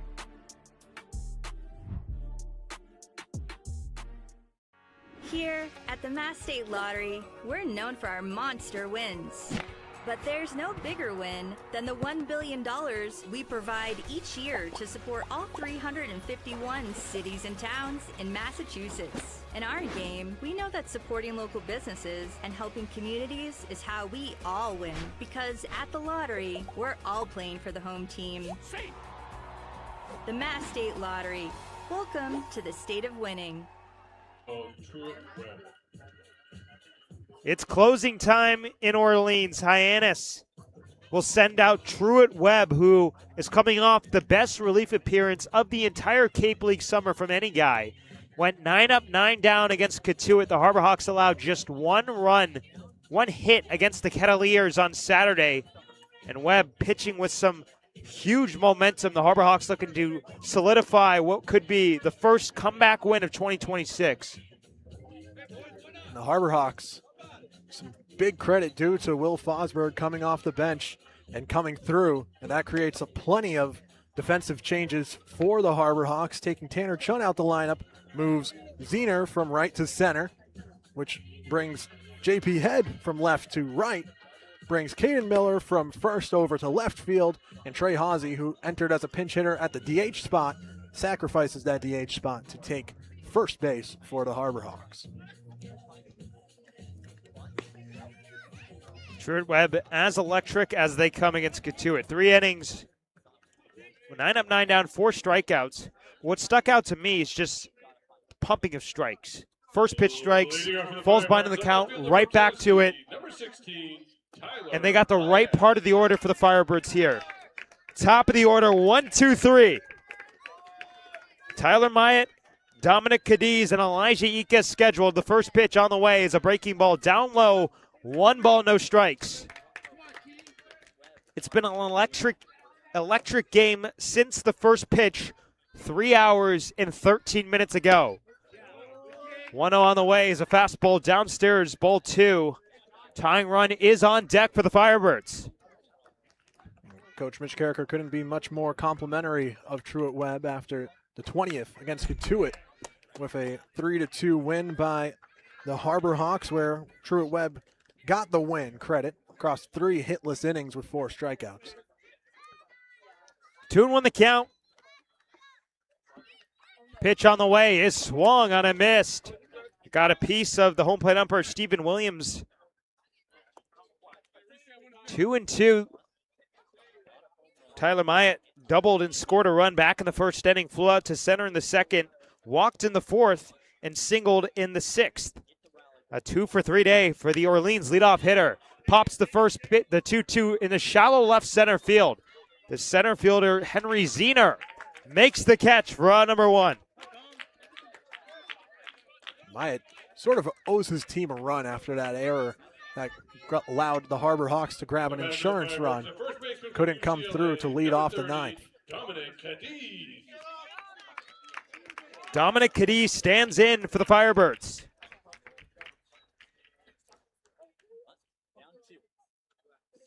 Oh for 3 with a hit by pitch. He takes a breaking ball downstairs from Webb, 1-0. Webb has now retired his last 11 in a row, dating back to his first appearance on opening day. Pitch in there for a strike, 1-1. Rising junior out of southern Louisiana. Works quickly on the hill, out of the windup. 1-1 pitch is on the hands, popped into shallow right field. Haase going back. The second baseman, Olivo, makes the catch. He overran it and regrouped. Made the catch against the grain. Wow. Second out, not bad for the pitcher. He's so athletic out there. I mean, this guy's thrown 8 scoreless innings on the Cape. 4 for 4 in the box, made a couple really nice plays. If you had any questions if this was a true two-way player, he's shown it today. Elijah Iquez, the last hope for the Firebirds. First pitch, line to left. Bates makes the catch, and this game belongs to your Hyannis Harbor Hawks. The gritty Hawks fight back. 4 runs in the top of the 9th inning, and Hyannis takes a thriller 6-4 over the Orleans Firebirds. This one feels good and feels overdue. The Harbor Hawks had to work here tonight, but they got it done. Came through eventually. It took a while for the big hit. Turns out it's Will Fosberg off the bench to deliver the big hit. Then the Harbor Hawks, all they had to do was work with what was given to them. A few sacrifice flies, seal the deal. Hyannis 6 runs on 8 hits and an error. Orleans 4 runs on 8 hits and an error. In a game that the Firebirds took a 3-0 lead in the bottom of the first inning, Hyannis had not won a game when the opponent scored first. Gets it done. And how about that? An electric end to what has been an electric day start to finish. 1-2-3, 9th inning for Truett Webb in relief. That'll do it for our broadcast on the Harbor Hawks Baseball Network. For James Kluggish, Hope Nolan, Sam Guarini, Ethan Wax, Charlie Adams, and Quincy Bell. I'm Max Schwartzberg saying thank you so much, and we'll talk to you tomorrow.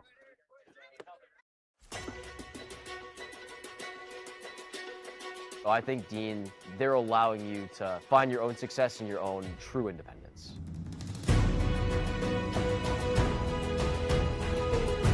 Dean is a whole group of all different kinds of people and communities. Since I've come to Dean, I've learned a lot of time management skills. Our community is especially tight-knit, and the majority of our students live on campus. And you are guaranteed 4 years of housing while you attend Dean.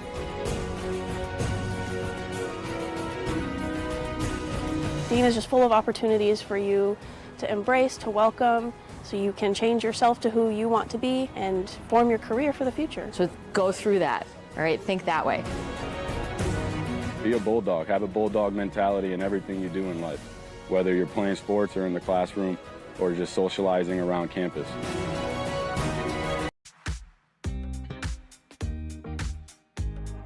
When it comes to delicious food, the best place to start is with great appliances. And Cam Appliances is your one-stop shop for any budget with brands like Thermador, Viking, Bosch, GE, and so much more.